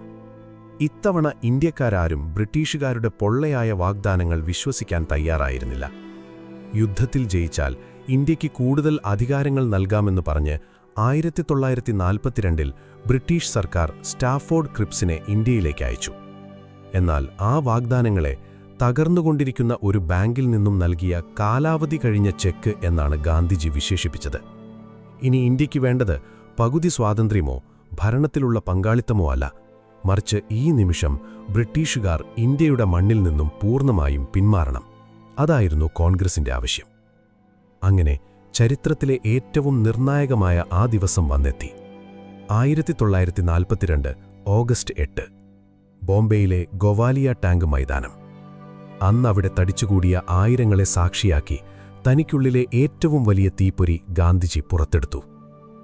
എപ്പോഴും വളരെ ശാന്തമായി മൃദുവായി മാത്രം സംസാരിക്കുന്ന ആ മഹാത്മാവിന്റെ ശബ്ദം അന്ന് അക്ഷരാർത്ഥത്തിൽ മുഴങ്ങുകയായിരുന്നു. ബ്രിട്ടീഷുകാരോട് അദ്ദേഹം ഒറ്റ കാര്യം മാത്രം ആവശ്യപ്പെട്ടു: ക്വിറ്റ് ഇന്ത്യ. എന്നിട്ട് ഇന്ത്യയിലെ സാധാരണക്കാരായ ജനങ്ങളെ നോക്കി അദ്ദേഹം ഒരു ചെറിയ മന്ത്രം ഉപദേശിച്ചു. 2 വാക്കുകൾ: ഡു ഓർ ഡൈ. പ്രവർത്തിക്കുക അല്ലെങ്കിൽ മരിക്കുക. ഒന്നുകിൽ നമ്മൾ ഇന്ത്യയെ സ്വതന്ത്രമാക്കും, അല്ലെങ്കിൽ ആശ്രമത്തിൽ നമ്മൾ മരിച്ചു വീഴും. അടിമത്തം തുടരുന്നത് കാണാൻ ഇനി നമ്മളാരും ജീവനോടെ ഉണ്ടാകരുത്. അതൊരു അന്തിമ ശാസനമായിരുന്നു. ഗാന്ധിജിയുടെ ആ വാക്കുകൾ ഒരു വൈദ്യുത തരംഗം പോലെയാണ് ആ മൈതാനത്തുണ്ടായിരുന്ന ഓരോ ഇന്ത്യക്കാരൻ്റെയും ശിരകളിലേക്ക് പാഞ്ഞു കയറിയത്. അന്നത്തെ ആ രാത്രിക്ക് വല്ലാത്തൊരു ചൂടുണ്ടായിരുന്നു, സ്വാതന്ത്ര്യത്തിൻ്റെ ചൂട്. എന്നാൽ ബ്രിട്ടീഷ് ഭരണകൂടം വെറുതെ നോക്കി നിൽക്കാൻ തയ്യാറായിരുന്നില്ല. അന്ന് അർദ്ധരാത്രി തന്നെ ഓപ്പറേഷൻ 0 അവർ എന്ന പേരിൽ അവരൊരു വലിയ വേട്ടയാരംഭിച്ചു. നേരം വെളുക്കുന്നതിന് മുൻപായി മഹാത്മാഗാന്ധിയും ജവഹർലാൽ നെഹ്റുവും സർദാർ വല്ലഭായ് പട്ടേലും ഉൾപ്പെടെയുള്ള കോൺഗ്രസിന്റെ എല്ലാ പ്രധാന നേതാക്കളെയും പോലീസ് അറസ്റ്റ് ചെയ്ത് രഹസ്യമായി ജയിലുകളിലേക്ക് മാറ്റി. ഓഗസ്റ്റ് 9 രാവിലെ ഇന്ത്യ ഉണർന്നത് തങ്ങളുടെ നേതാക്കൾ ആരുമില്ലാത്ത ഒരു ശൂന്യതയിലേക്കാണ്. സമരം എങ്ങനെ മുന്നോട്ട് കൊണ്ടുപോകണം എന്ന് നിർദ്ദേശം നൽകാൻ ഒരാൾ പോലുമില്ല. ബ്രിട്ടീഷുകാർ കരുതിയത് നേതാക്കളില്ലെങ്കിൽ ഈ സമരം അവിടെ അവസാനിക്കുമെന്നാണ്. എന്നാൽ അവിടെയാണ് ചരിത്രം മറ്റൊരത്ഭുതം കാത്തുവെച്ചത്. നേതാക്കൾ അറസ്റ്റിലായെന്ന വാർത്തയറിഞ്ഞതോടെ ഇന്ത്യ ഒന്നാകെ പൊട്ടിത്തെറിച്ചു. ഒരു നേതാവിൻ്റെയും നിർദ്ദേശത്തിനായി ആരും കാത്തുനിന്നില്ല. ഓരോ ഇന്ത്യക്കാരനും താനാണ് സ്വന്തം നേതാവെന്ന് തീരുമാനിച്ചു. ബോംബെയിലെ മൈതാനത്ത് പോലീസ് വിലക്കുകൾ മറികടന്ന് അരുണ ആസഫ് അലി എന്ന ധീരയായ വനിത ഇന്ത്യൻ പതാക വാനിലുയർത്തി. 22-കാരിയായ ഉഷ മേത്ത എന്ന പെൺകുട്ടി രഹസ്യമായി ഒരു റേഡിയോ സ്റ്റേഷൻ സ്ഥാപിച്ച് ബ്രിട്ടീഷ് പോലീസിന്റെ കണ്ണുവെട്ടിച്ച് സമരത്തിന്റെ വാർത്തകൾ രാജ്യമെമ്പാടും എത്തിച്ചു. ലക്ഷക്കണക്കിന് മനുഷ്യർ തെരുവിലിറങ്ങി. മുൻകാല സമരങ്ങളിൽ നിന്നും വ്യത്യസ്തമായി ക്വിറ്റ് ഇന്ത്യ സമരത്തിൽ പലയിടത്തും അഹിംസയുടെ പാത കൈവിട്ടുപോയി. ജനങ്ങൾ റെയിൽവേ സ്റ്റേഷനുകളും പോസ്റ്റ് ഓഫീസുകളും ആക്രമിച്ചു. പാലങ്ങൾ തകർത്തു. ടെലിഗ്രാഫ് ലൈനുകൾ മുറിച്ചുമാറ്റി. ബ്രിട്ടീഷ് ഭരണകൂടത്തിന്റെ എല്ലാ അടയാളങ്ങളെയും ജനങ്ങൾ ലക്ഷ്യം വെച്ചു. ഇന്ത്യയുടെ പല ഗ്രാമങ്ങളിലും ബ്രിട്ടീഷ് ഭരണം പൂർണ്ണമായും തകർന്നു വീണു. പകരം ഗ്രാമവാസികൾ സ്വന്തമായി സമാന്തര സർക്കാരുകൾ ഉണ്ടാക്കി നാട് ഭരിച്ചു. അതിക്രൂരമായാണ് ബ്രിട്ടീഷ് സൈന്യം ഈ ജനകീയ മുന്നേറ്റത്തെ നേരിട്ടത്. വിമാനങ്ങളിൽ നിന്ന് വരെ അവർ ജനങ്ങൾക്ക് നേരെ വെടിയുതിർത്തു. ആയിരക്കണക്കിന് ആളുകൾ കൊല്ലപ്പെട്ടു. ലക്ഷത്തിലധികം പേർ ജയിലിലായി. പുറമേ നോക്കുമ്പോൾ ആ സമരം അവർ അടിച്ചമർത്തിയെന്ന് തോന്നാമെങ്കിലും ബ്രിട്ടീഷ് ഭരണാധികാരികളുടെ മനസ്സിൽ വലിയൊരു ഭയം വീണിരുന്നു. എത്ര സൈന്യമുണ്ടെങ്കിലും ഇത്രയും വലിയൊരു ജനത ഒന്നടങ്കം എതിർത്തു നിന്നാൽ അധികകാലം ഈ രാജ്യം ഭരിക്കാൻ കഴിയില്ലെന്ന് അവർക്ക് പൂർണ്ണമായും ബോധ്യപ്പെട്ടു കഴിഞ്ഞിരുന്നു. ക്വിറ്റ് ഇന്ത്യ സമരം ഇന്ത്യയുടെ മണ്ണിൽ അവസാനത്തെ ആണിയടിക്കുമ്പോൾ രാജ്യത്തിന് പുറത്ത് മറ്റൊരു കൊടുങ്കാറ്റ് രൂപം കൊള്ളുന്നുണ്ടായിരുന്നു. അഹിംസയിലല്ല, മറിച്ച് ഇന്ത്യയുടെ സ്വാതന്ത്ര്യം വാളുകൊണ്ട് തന്നെ വെട്ടിപ്പിടിക്കണം എന്ന് വിശ്വസിച്ചിരുന്ന ഒരു വീരനായകൻ. ഗാന്ധിജിയോട് വിയോജിച്ച് കോൺഗ്രസിൽ നിന്നും പുറത്തുപോയ അദ്ദേഹം ബ്രിട്ടീഷ് പോലീസിന്റെ കണ്ണുവെട്ടിച്ച് വേഷപ്രച്ഛന്നനായി നാടുവിട്ടിട്ട് അപ്പോൾ കുറച്ചു കാലമായിരുന്നു. ആരുമറിയാതെ ജർമ്മനിയിലും പിന്നീട് ജപ്പാനിലും എത്തിയ അദ്ദേഹം അവിടെ ഒരു വലിയ സൈന്യത്തെ ഒരുക്കുകയായിരുന്നു. തങ്ങളുടെ വിശ്വസ്തരായ ഇന്ത്യൻ സൈനികരെ വെച്ച് ഇന്ത്യയെ അടക്കി ഭരിക്കാമെന്ന് അഹങ്കരിച്ച ബ്രിട്ടീഷുകാർക്ക് നേരെ അതേ ഇന്ത്യൻ സൈനികരെ അണിനിരത്തിക്കൊണ്ട് ഇന്ത്യയുടെ കാടുകളിലേക്ക് ഒരുവൻ നടന്നുവരികയായിരുന്നു. ഡൽഹിയിലെ ചെങ്കോട്ടയിൽ സ്വതന്ത്ര ഇന്ത്യയുടെ പതാക ഉയർത്തുക എന്ന ഒറ്റ ലക്ഷ്യവുമായി അദ്ദേഹം ഉയർത്തിയ ആ സേനയെയാണ് നാം INA അഥവാ ഇന്ത്യൻ നാഷണൽ ആർമി എന്ന് വിളിക്കുന്നത്. ആരായിരുന്നു ആ നേതാവ്? എന്തായിരുന്നു INAയുടെ വിധി? ഉറക്കത്തിലേക്ക് വഴുതി വീഴുന്നതിനു മുൻപ് രക്തം തിളപ്പിക്കുന്ന ആ വലിയ മനുഷ്യന്റെ കഥ കൂടി നമുക്ക് കേൾക്കാം.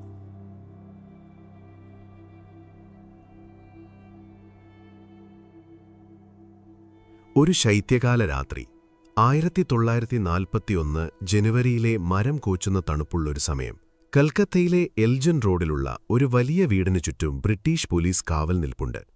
ആ വീട്ടുതടങ്ങളിൽ കഴിയുന്നത് ഇന്ത്യയുടെ ഏറ്റവും പ്രഗത്ഭരായ നേതാക്കളിൽ ഒരാളാണ്.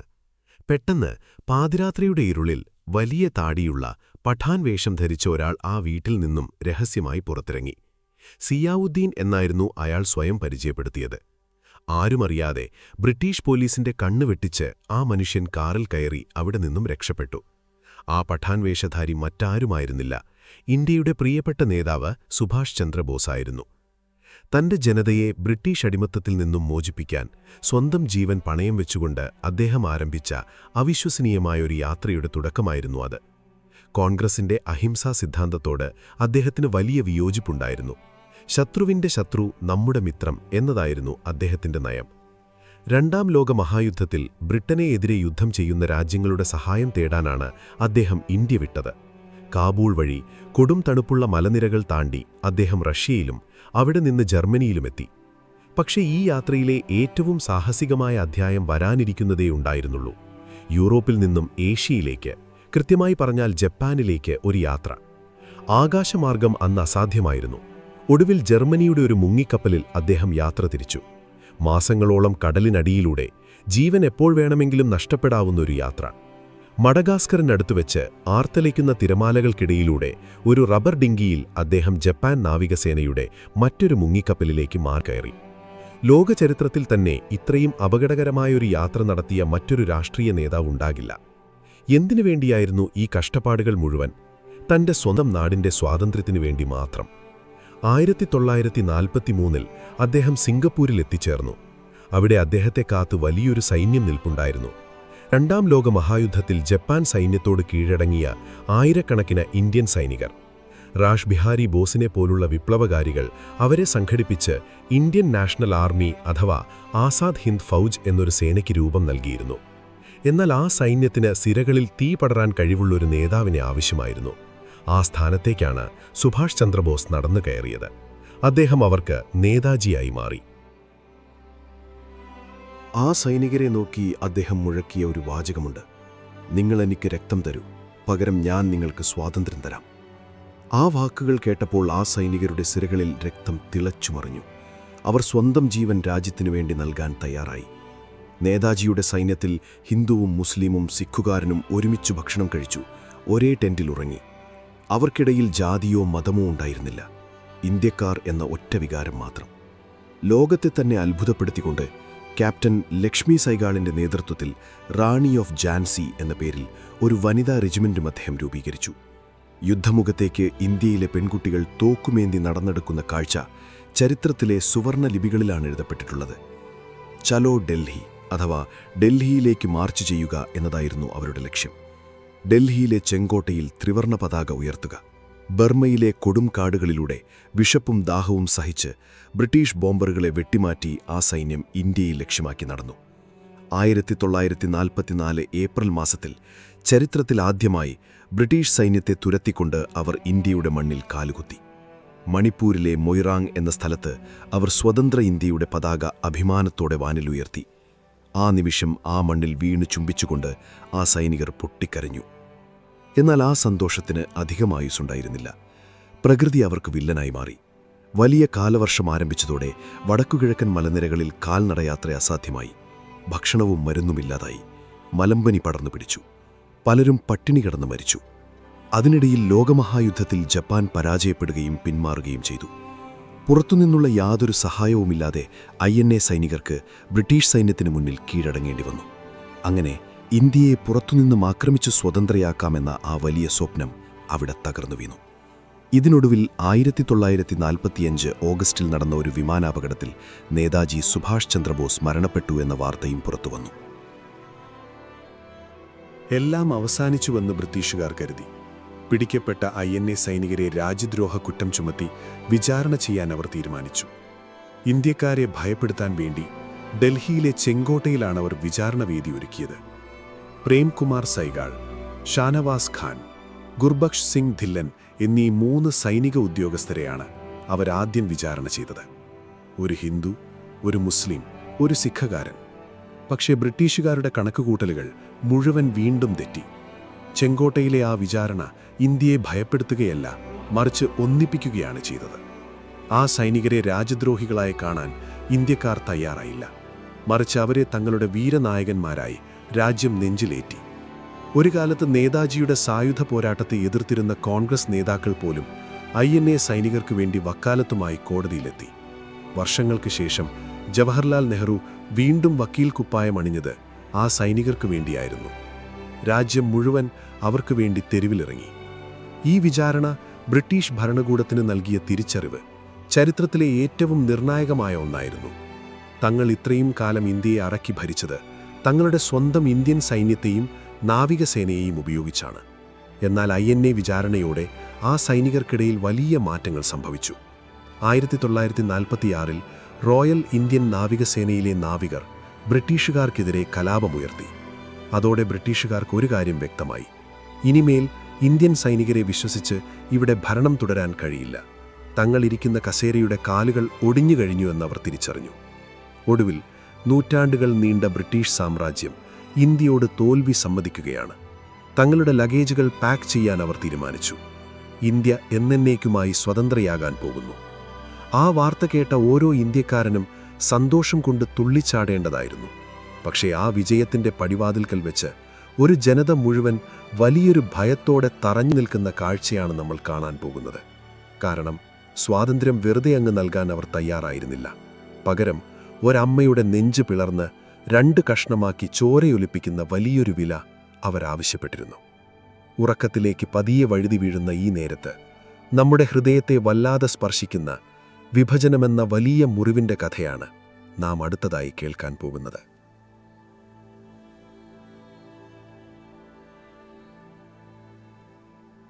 നൂറ്റാണ്ടുകൾ നീണ്ട കാത്തിരിപ്പിനൊടുവിൽ ആ വലിയ വാതിൽ ഇന്ത്യയ്ക്ക് മുന്നിൽ തുറക്കപ്പെടുകയാണ്. സ്വാതന്ത്ര്യം. എത്രയോ തലമുറകൾ സ്വപ്നം കണ്ട, എത്രയോ ധീരന്മാർ തങ്ങളുടെ ജീവൻ കൊടുത്ത് വിലയുറപ്പിച്ച ആ പൊൻപുലരി. പക്ഷേ ആ വാതിൽപ്പടിയിൽ നിൽക്കുമ്പോൾ ഇന്ത്യയുടെ കണ്ണുകളിൽ സന്തോഷത്തെക്കാൾ കൂടുതൽ കണ്ണീരായിരുന്നു. വല്ലാത്തൊരു ഭയം ആകാശത്താകെ പടർന്നു നിന്നിരുന്നു. കാരണം ആ സ്വാതന്ത്ര്യം വരുന്നത് തനിച്ചായിരുന്നില്ല. അത് കൂടെ കൂട്ടിയത് നമ്മുടെ ചരിത്രത്തിലെ ഏറ്റവും വലിയൊരു ദുരന്തത്തെയായിരുന്നു: വിഭജനം. നമ്മളൊന്ന് ചിന്തിച്ചു നോക്കൂ. തലമുറകളായി ഒന്നിച്ച് കളിച്ചു വളർന്ന, ഒരേ പാടത്ത് പണിയെടുത്ത് ഒരേ പുഴയിൽ നിന്നും വെള്ളം കുടിച്ച മനുഷ്യർ. ഒരാളുടെ വീട്ടിലെ കല്യാണത്തിന് മറ്റേയാൾ മുന്നിൽ നിന്ന് നടത്തിയ ആ പഴയ ഗ്രാമങ്ങൾ. അവിടെ പെട്ടെന്നൊരു ദിവസം അവർക്കിടയിൽ വലിയൊരു മതിലുയരുകയാണ്. ബ്രിട്ടീഷുകാർ വർഷങ്ങൾക്ക് മുൻപ് വിതച്ച ഭിന്നിപ്പിച്ചു ഭരിക്കുക എന്ന വിഷവിത്ത് അപ്പോഴേക്കും വലിയൊരു മരമായി വളർന്നു കഴിഞ്ഞിരുന്നു.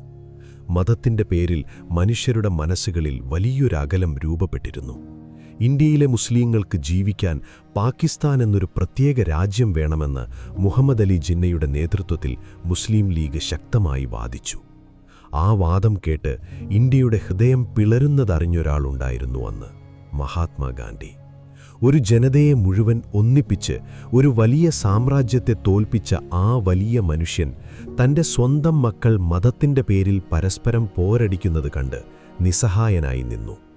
നോഖാലിയിലെയും ബീഹാറിലെയും കലാപബാധിതമായ ഗ്രാമങ്ങളിലൂടെ ചുട്ടുപൊള്ളുന്ന വെയിലത്ത് അദ്ദേഹം ചെരുപ്പില്ലാതെ നടന്നു. എൻ്റെ രാജ്യത്തെ വെട്ടിമുറിക്കുന്നതിനു മുൻപ് നിങ്ങൾ എന്നെ വെട്ടിമുറിക്കൂ എന്ന് അദ്ദേഹം വേദനയോടെ പറഞ്ഞു. പക്ഷേ ആ വാക്കുകൾ കേൾക്കാൻ കഴിയാത്ത വിധം രാഷ്ട്രീയത്തിൻ്റെ കോലാഹലങ്ങൾ അപ്പോഴേക്കും വല്ലാതെ ഉച്ചത്തിലായി കഴിഞ്ഞിരുന്നു. തുടർച്ചയായുള്ള കലാപങ്ങൾ കൊണ്ടും ബ്രിട്ടീഷുകാർ ഇനിയും അധികാരം കൈമാറാൻ വൈകിയാൽ അത് കൂടുതൽ വലിയ രക്തച്ചൊരിച്ചിലിലേക്ക് നയിക്കുമെന്ന ഭയം കൊണ്ടും കോൺഗ്രസ് നേതാക്കൾ ഗത്യന്തരമില്ലാതെ വിഭജനമെന്ന ആ വലിയ വേദനയെ അംഗീകരിക്കാൻ നിർബന്ധിതരായി. അങ്ങനെ ബ്രിട്ടീഷ് സാമ്രാജ്യത്തിന്റെ അവസാനത്തെ വൈസ്രോയിയായി മൗണ്ട് ബാറ്റൻ പ്രഭു ഇന്ത്യയിലെത്തി. എത്രയും വേഗം ഇന്ത്യയെ വിഭജിച്ച് അധികാരം കൈമാറി മടങ്ങുക എന്നതായിരുന്നു അദ്ദേഹത്തിന്റെ ലക്ഷ്യം. ഇന്ത്യയെയും പാകിസ്ഥാനെയും തമ്മിൽ വേർതിരിക്കുന്ന അതിർത്തിരേഖ വരയ്ക്കാൻ അവരൊരു ഇംഗ്ലീഷുകാരനെ ചുമതലപ്പെടുത്തി, സർ സിറിൽ റാഡ്ക്ലിഫ്. ചരിത്രത്തിലെ ഏറ്റവും വലിയൊരു വൈരുദ്ധ്യം എന്താണെന്നറിയാമോ? ആ അതിർത്തിരേഖ വരയ്ക്കുന്നതുവരെ റാഡ്ക്ലിഫ് ഇന്ത്യ എന്ന രാജ്യം കണ്ടിട്ടുപോലുമുണ്ടായിരുന്നില്ല. ഈ നാടിന്റെ സംസ്കാരമോ ഭൂമിശാസ്ത്രമോ ഇവിടുത്തെ മനുഷ്യരുടെ വികാരങ്ങളോ ഒന്നും അറിയാത്ത ഒരാൾ ഒരു വലിയ മേശപ്പുറത്ത് ഇന്ത്യയുടെ ഭൂപടം നിവർത്തിവെച്ച് കയ്യിലൊരു പെൻസിലും പിടിച്ച് അദ്ദേഹം ഒരു വര വരച്ചു. വെറുമൊരു പെൻസിൽ വര. എന്നാൽ ആ വര മുറിച്ചുമാറ്റിയത് വെറും മണ്ണായിരുന്നില്ല, മറിച്ച് ദശലക്ഷക്കണക്കിന് മനുഷ്യരുടെ ഹൃദയങ്ങളെയായിരുന്നു. ആ വര പല ഗ്രാമങ്ങളെയും രണ്ടായി പകുത്തു. ചിലയിടങ്ങളിൽ പാടങ്ങൾ ഇന്ത്യയിലും വീട് പാകിസ്ഥാനിലുമായി. എന്തിന്? ചില വീടുകളുടെ നടുമുറ്റത്തുകൂടി വരെ ആ അതിർത്തി കടന്നുപോയി. തലമുറകളായി മനുഷ്യർ കൈമാറി വന്ന സ്നേഹവും ബന്ധങ്ങളും ആ ഒരൊറ്റ വരയിൽ മുറിഞ്ഞുപോയി. 1947 ഓഗസ്റ്റ് മാസം അടുത്തടുത്തു വരികയാണ്. തങ്ങളുടെ ഗ്രാമം ഇന്ത്യയിലാണോ അതോ പുതിയതായി ഉണ്ടാകുന്ന പാകിസ്ഥാനിലാണോ എന്നുപോലും അറിയാതെ കോടിക്കണക്കിന് മനുഷ്യർ ഭയന്നു ജീവിച്ചു. ഒടുവിൽ തീരുമാനങ്ങൾ പുറത്തു വന്നപ്പോൾ ചരിത്രം കണ്ട ഏറ്റവും വലിയ കൂട്ടപ്പലായനത്തിനാണ് ലോകം സാക്ഷ്യം വഹിച്ചത്. ലക്ഷക്കണക്കിന് ഹിന്ദുക്കളും സിഖുകാരും പുതിയ പാകിസ്ഥാനിൽ പെട്ടുപോയി. അതുപോലെ ലക്ഷക്കണക്കിന് മുസ്ലിങ്ങൾ ഇന്ത്യയിലുമായി. തങ്ങളുടെ സ്വന്തം മണ്ണിൽ പെട്ടെന്നൊരു ദിവസം അവർ വിദേശികളായി മാറുകയായിരുന്നു. ജീവനും കൊണ്ട് ഓടുകയല്ലാതെ അവർക്ക് മുന്നിൽ വേറെ വഴികളില്ലായിരുന്നു. ഒരു രാത്രി കൊണ്ട് അവർക്ക് തങ്ങളുടെ വീടുകൾ ഉപേക്ഷിക്കേണ്ടി വന്നു. നമ്മളൊന്ന് സങ്കൽപ്പിച്ചു നോക്കൂ. ജനിച്ചു വളർന്ന മുറ്റം, അച്ഛനമ്മമാരുറങ്ങുന്ന തൊടി, കളിച്ചു വളർന്ന വഴികൾ എല്ലാം എന്നേക്കുമായി ഉപേക്ഷിച്ച് ഒരു ചെറിയ ഭാണ്ഡവും തലയിലേറ്റി എങ്ങോട്ടെന്നില്ലാതെ നടന്നു നീങ്ങുന്ന മനുഷ്യർ. വീടിന്റെ മുൻവാതിൽ അടച്ചുപൂട്ടിയിട്ട് ആ താക്കോൽ സ്വന്തം നെഞ്ചോട് ചേർത്ത് പിടിച്ച് പൊട്ടിക്കരഞ്ഞ അപ്പൂപ്പന്മാർ അന്നുണ്ടായിരുന്നു. വീടിന്റെ ഉമ്മറത്ത് വർഷങ്ങളായി വളർത്തിയ തുളസിത്തറയിൽ നിന്നും ഒരു പിടി മണ്ണെടുത്ത് കണ്ണീരോടെ തുണിയിൽ പൊതിഞ്ഞെടുത്ത അമ്മമാർ. ഇനിയൊരിക്കലും കാണില്ലെന്നറിഞ്ഞിട്ടും അതിർത്തി വരെ തങ്ങളുടെ പ്രിയപ്പെട്ട കൂട്ടുകാരെ യാത്രയാക്കാൻ വന്ന മനുഷ്യർ. മൈലുകളോളം നീളുന്ന വലിയ കാളവണ്ടി യാത്രാ സംഘങ്ങൾ അതിർത്തികളിലേക്ക് നീങ്ങി. എങ്ങും നിലവിളികളും തേങ്ങലുകളും മാത്രം. റെയിൽവേ സ്റ്റേഷനുകളിൽ തീവണ്ടികൾക്ക് മുകളിൽ പോലും മനുഷ്യർ തിങ്ങി നിറഞ്ഞു. പല തീവണ്ടികളും അതിർത്തികൾ കടന്നെത്തിയത് വലിയ നിശബ്ദതയുമായാണ്. 1 കോടിയിലധികം മനുഷ്യർക്കാണ് അന്ന് തങ്ങളുടെ വീടും വേരുകളും നഷ്ടപ്പെട്ടത്. മനുഷ്യ ചരിത്രത്തിൽ തന്നെ ഇത്രയും വലിയൊരു പലായനം വേറെയുണ്ടായിട്ടില്ല. ഒരു വശത്ത് സ്വാതന്ത്ര്യത്തിന്റെ ആ വലിയ പൊൻപുലരിക്ക് വേണ്ടി രാജ്യം കാത്തിരിക്കുമ്പോൾ, മറുവശത്ത് ഒരു ജനത മുഴുവൻ വലിയൊരു മുറിവിൽ ചോരയൊലിപ്പിച്ചു നിൽക്കുകയായിരുന്നു. ഡൽഹിയിലെ തെരുവുകൾ അലങ്കാരങ്ങൾ കൊണ്ട് നിറയുമ്പോഴും ഇന്ത്യയുടെ ഗ്രാമവഴികളിൽ മനുഷ്യരുടെ കണ്ണീർ വറ്റിയിരുന്നില്ല.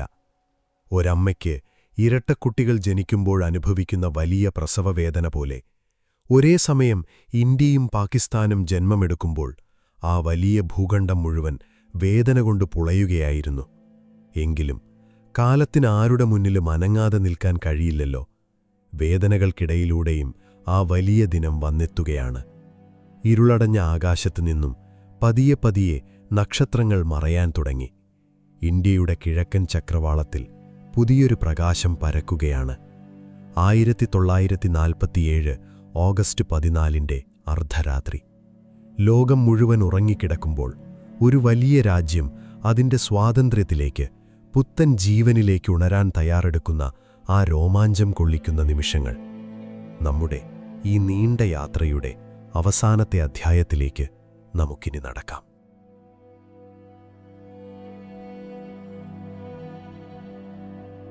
ഡൽഹി നഗരം അന്നുറങ്ങിയിരുന്നില്ല. 1947 ഓഗസ്റ്റ് 14 രാത്രി മഴക്കാറുള്ളൊരാകാശമായിരുന്നു അന്ന് ഡൽഹിക്ക് മുകളിലുണ്ടായിരുന്നത്. സമയം 11:30 കഴിഞ്ഞിരിക്കുന്നു. പാർലമെന്റ് മന്ദിരത്തിനു ചുറ്റും ആയിരക്കണക്കിന് മനുഷ്യർ തടിച്ചുകൂടിയിട്ടുണ്ട്. ആരും ഒന്നും സംസാരിക്കുന്നില്ല. എല്ലാവരുടെയും കണ്ണുകൾ ആ വലിയ ഘടികാരത്തിലേക്കാണ്. ഓരോ സെക്കൻഡ് സൂചി മിടിക്കുമ്പോഴും ഒരു ജനതയുടെ നൂറ്റാണ്ടുകൾ നീണ്ട അടിമത്തത്തിന്റെ ആയുസ്സാണ് കുറഞ്ഞുകൊണ്ടിരിക്കുന്നത്.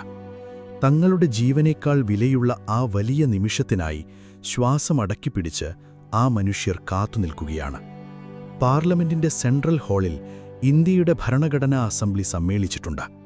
തിളങ്ങുന്ന കണ്ണുകളുമായി ഖാദി വസ്ത്രമണിഞ്ഞ നേതാക്കൾ. സമയം കൃത്യം അർദ്ധരാത്രി 12 മണിയാകാൻ മിനിറ്റുകൾ മാത്രം ബാക്കി നിൽക്കെ ജവഹർലാൽ നെഹ്റു തന്റെ ഇരിപ്പിടത്തിൽ നിന്നും എഴുന്നേറ്റു. ചരിത്രം കാതോർത്ത ആ വലിയ പ്രസംഗം അപ്പോൾ ആ ഹാളിൽ മുഴങ്ങി. വർഷങ്ങൾക്ക് മുൻപ് നാം വിധിയുമായൊരു കൂടിക്കാഴ്ച നടത്തിയിരുന്നു. നെഹ്റു സംസാരിച്ചു തുടങ്ങി. ഓരോ ഇന്ത്യക്കാരൻ്റെയും ഉള്ളിലേക്ക് ആഴ്ന്നിറങ്ങുന്ന വാക്കുകൾ.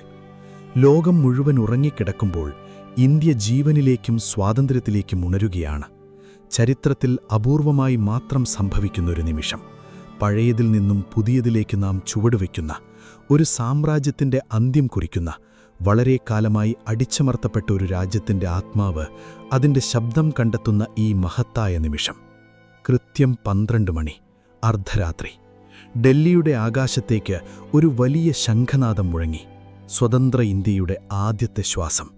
പെട്ടെന്ന് പാർലമെന്റ് മന്ദിരത്തിന് പുറത്തുനിന്നിരുന്ന ലക്ഷക്കണക്കിന് ജനങ്ങൾ ഒരൊറ്റ ശബ്ദത്തിൽ വിളിച്ചു പറഞ്ഞു, മഹാത്മാഗാന്ധിക്ക് ജയ്, വന്ദേ മാതരം. ആ ആരവങ്ങൾക്കിടയിൽ ഇന്ത്യയുടെ മണ്ണിൽ നിന്നും അവസാനമായി ആ ബ്രിട്ടീഷ് പതാക താഴേക്കിറങ്ങി. പകരം കാവി പച്ച വെള്ള നിറങ്ങളിൽ നടുവിൽ അശോകചക്രമുള്ള നമ്മുടെ സ്വന്തം ത്രിവർണ്ണ പതാക സ്വതന്ത്ര ഇന്ത്യയുടെ ആകാശത്ത് അഭിമാനത്തോടെ പാറിപ്പറന്നു. മംഗൾ പാണ്ഡെ എന്ന ആ സാധാരണ സൈനികൻ പൊട്ടിച്ച ആദ്യത്തെ വെടിയൊച്ചയിൽ തുടങ്ങി.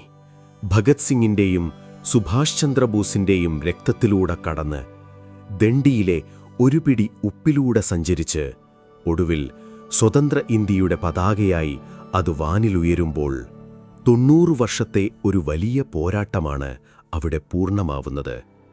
രാജ്യം മുഴുവൻ പരസ്പരം മധുരം നൽകി കെട്ടിപ്പിടിച്ച് ആ രാത്രിയെ ആഘോഷമാക്കി. എന്നാൽ ആ വലിയ രാത്രിയിൽ ഡൽഹിയിലെ ആ തിളക്കങ്ങൾക്കിടയിലൊന്നും ഒരാൾ മാത്രമുണ്ടായിരുന്നില്ല. ഈ സ്വാതന്ത്ര്യം മുഴുവൻ തന്റെ സഹനത്തിലൂടെ നേടിത്തന്ന ആ വലിയ മനുഷ്യൻ മഹാത്മാഗാന്ധി. രാജ്യം മുഴുവൻ ആഘോഷിക്കുമ്പോൾ അദ്ദേഹം എവിടെയായിരുന്നു എന്നറിയാമോ? ഡൽഹിയിൽ നിന്നും ആയിരക്കണക്കിന് കിലോമീറ്ററുകൾ അകലെ, വിഭജനത്തിന്റെ മുറിവുകളിൽ ചോരയൊലിക്കുന്ന കൽക്കട്ടയിലെ ഒരു ചെറിയ ഇരുട്ടുമുറിയിൽ. തന്റെ ജനത പരസ്പരം തല്ലിമരിക്കുന്നത് കണ്ട് വേദനയോടെ സമാധാനത്തിനു വേണ്ടി ഈശ്വരനോട് പ്രാർത്ഥിച്ചുകൊണ്ട് നിരാഹാരമിരിക്കുകയായിരുന്നു അദ്ദേഹം. തനിക്ക് ലഭിച്ച സ്വാതന്ത്ര്യത്തെക്കാൾ തന്റെ മക്കൾക്ക് നഷ്ടപ്പെട്ട സമാധാനമായിരുന്നു ആ അച്ഛൻ്റെ കണ്ണുനീരിനു കാരണം. ഒരു വലിയ മനുഷ്യന്റെ ഏറ്റവും വലിയ ത്യാഗത്തിന്റെ ഓർമ്മ കൂടിയാണ് ആ അർദ്ധരാത്രി. അങ്ങനെ ഓഗസ്റ്റ് 15 ആ വലിയ പുലരി പിറന്നു. ഒരുപാട് കണ്ണീരും ചോരയും വീണ ആ മണ്ണിൽ പുതിയൊരു സൂര്യൻ ഉദിച്ചുയർന്നു. ഭയമില്ലാതെ, ആരുടെയും അടിമകളല്ലാതെ ഓരോ ഇന്ത്യക്കാരനും തങ്ങളുടെ സ്വന്തം മണ്ണിലേക്ക് നോക്കി നെഞ്ചുവിരിച്ചു നിന്നു. ഒരു ജനതയുടെ ഏറ്റവും വലിയ സ്വപ്നം അവിടെ പൂവണിയുകയായിരുന്നു. ഇനി പതിയെ നിങ്ങളുടെ കണ്ണുകൾ അടയ്ക്കാം, ആഴത്തിൽ ശ്വാസമെടുക്കാം. ആ ചരിത്രത്തിൻ്റെ താളുകൾ നമ്മളിവിടെ അടച്ചുവെക്കുകയാണ്. ഒരുപാട് മനുഷ്യരുടെ സ്വപ്നങ്ങളും കണ്ണീരും ത്യാഗവും നിറഞ്ഞ ആ വലിയ യാത്ര നാം ഒരുമിച്ചു നടന്നു തീർത്തു. ഇപ്പോൾ നിങ്ങൾക്ക് വല്ലാത്തൊരു ശാന്തത തോന്നുന്നില്ലേ? നൂറ്റാണ്ടുകൾ നീണ്ട ഒരു വലിയ കൊടുങ്കാറ്റ് അടങ്ങിയിരിക്കുന്നു. പോരാട്ടങ്ങളെല്ലാം അവസാനിച്ചിരിക്കുന്നു. ഇനി പതിയെ നിങ്ങളുടെ മനസ്സ് ഈ രാത്രിയുടെ നിശബ്ദതയിലേക്ക് തിരികെ വരട്ടെ. നിങ്ങളുടെ മുറിയിലെ ആ നേരിയ ഇരുട്ടിലേക്കും ഫാനിൻ്റെ ആ മൃദുവായ ശബ്ദത്തിലേക്കും മാത്രം ശ്രദ്ധിക്കുക. പുറത്ത് രാത്രിക്കിപ്പോൾ നല്ല ആഴമുണ്ട്. പ്രപഞ്ചം മുഴുവൻ ഒരു വലിയ താരാട്ടുപാട്ട് പോലെ നിങ്ങളെ ഉറക്കാൻ തയ്യാറായി നിൽക്കുകയാണ്. നാളെ നിങ്ങൾ ഉണരുമ്പോൾ യാതൊരു ഭയവുമില്ലാതെ സ്വതന്ത്രമായി ശ്വസിക്കാൻ കഴിയുന്ന മനോഹരമായൊരു പ്രഭാതം നിങ്ങളെ കാത്തിരിപ്പുണ്ട്. ആ വലിയ മനുഷ്യർ നമുക്കായി വാങ്ങിത്തന്ന ആ സ്വതന്ത്രമായ ആകാശത്തിനു താഴെ സുരക്ഷിതരായി നമുക്ക് വിശ്രമിക്കാം. നിങ്ങളുടെ കണ്ണുകൾ ഇപ്പോൾ പൂർണ്ണമായും അടയട്ടെ. ശരീരത്തിൻ്റെ എല്ലാ ഭാരവും ആ കിടക്കയിലേക്ക് ഇറക്കി വയ്ക്കുക. നിങ്ങളുടെ കൈകളും കാലുകളും പൂർണ്ണമായും വിശ്രമിക്കട്ടെ. മനസ്സിലെ ചിന്തകളെല്ലാം പതുക്കെ പതുക്കെ മാഞ്ഞു പോകുകയാണ്. ഒരു വലിയ പുഴ വളരെ ശാന്തമായി ഒഴുകി കടലിൽ ചേരുന്നതുപോലെ നിങ്ങളുടെ ശരീരവും പൂർണ്ണമായും ഈ ഉറക്കത്തിലേക്ക് അലിഞ്ഞുചേരട്ടെ. ദീർഘമായൊന്ന് ശ്വാസമെടുക്കുക. പതുക്കെ പുറത്തേക്ക് വിടുക. നിങ്ങളുടെ ഹൃദയമിടിപ്പിപ്പോൾ വളരെ ശാന്തമാണ്. ചുറ്റുമുള്ള ലോകം നിശബ്ദമായി ഉറങ്ങുകയാണ്. യാതൊന്നും നിങ്ങളെ അലട്ടുന്നില്ല. ഇരുട്ടിൻ്റെ ഈ തണുപ്പിൽ വലിയൊരു സമാധാനം നിങ്ങളെ പൊതിഞ്ഞു പിടിച്ചിരിക്കുന്നു. ഈ രാത്രിയുടെ അഗാധതയിലേക്ക്, ഏറ്റവും സമാധാനമുള്ള ഒരു ഉറക്കത്തിലേക്ക് നിങ്ങൾ വീഴുകയാണ്. പ്രിയ സ്വപ്നസഞ്ചാരി, നിങ്ങൾക്ക് ഞാൻ നല്ലൊരു ശുഭരാത്രി നേരുന്നു.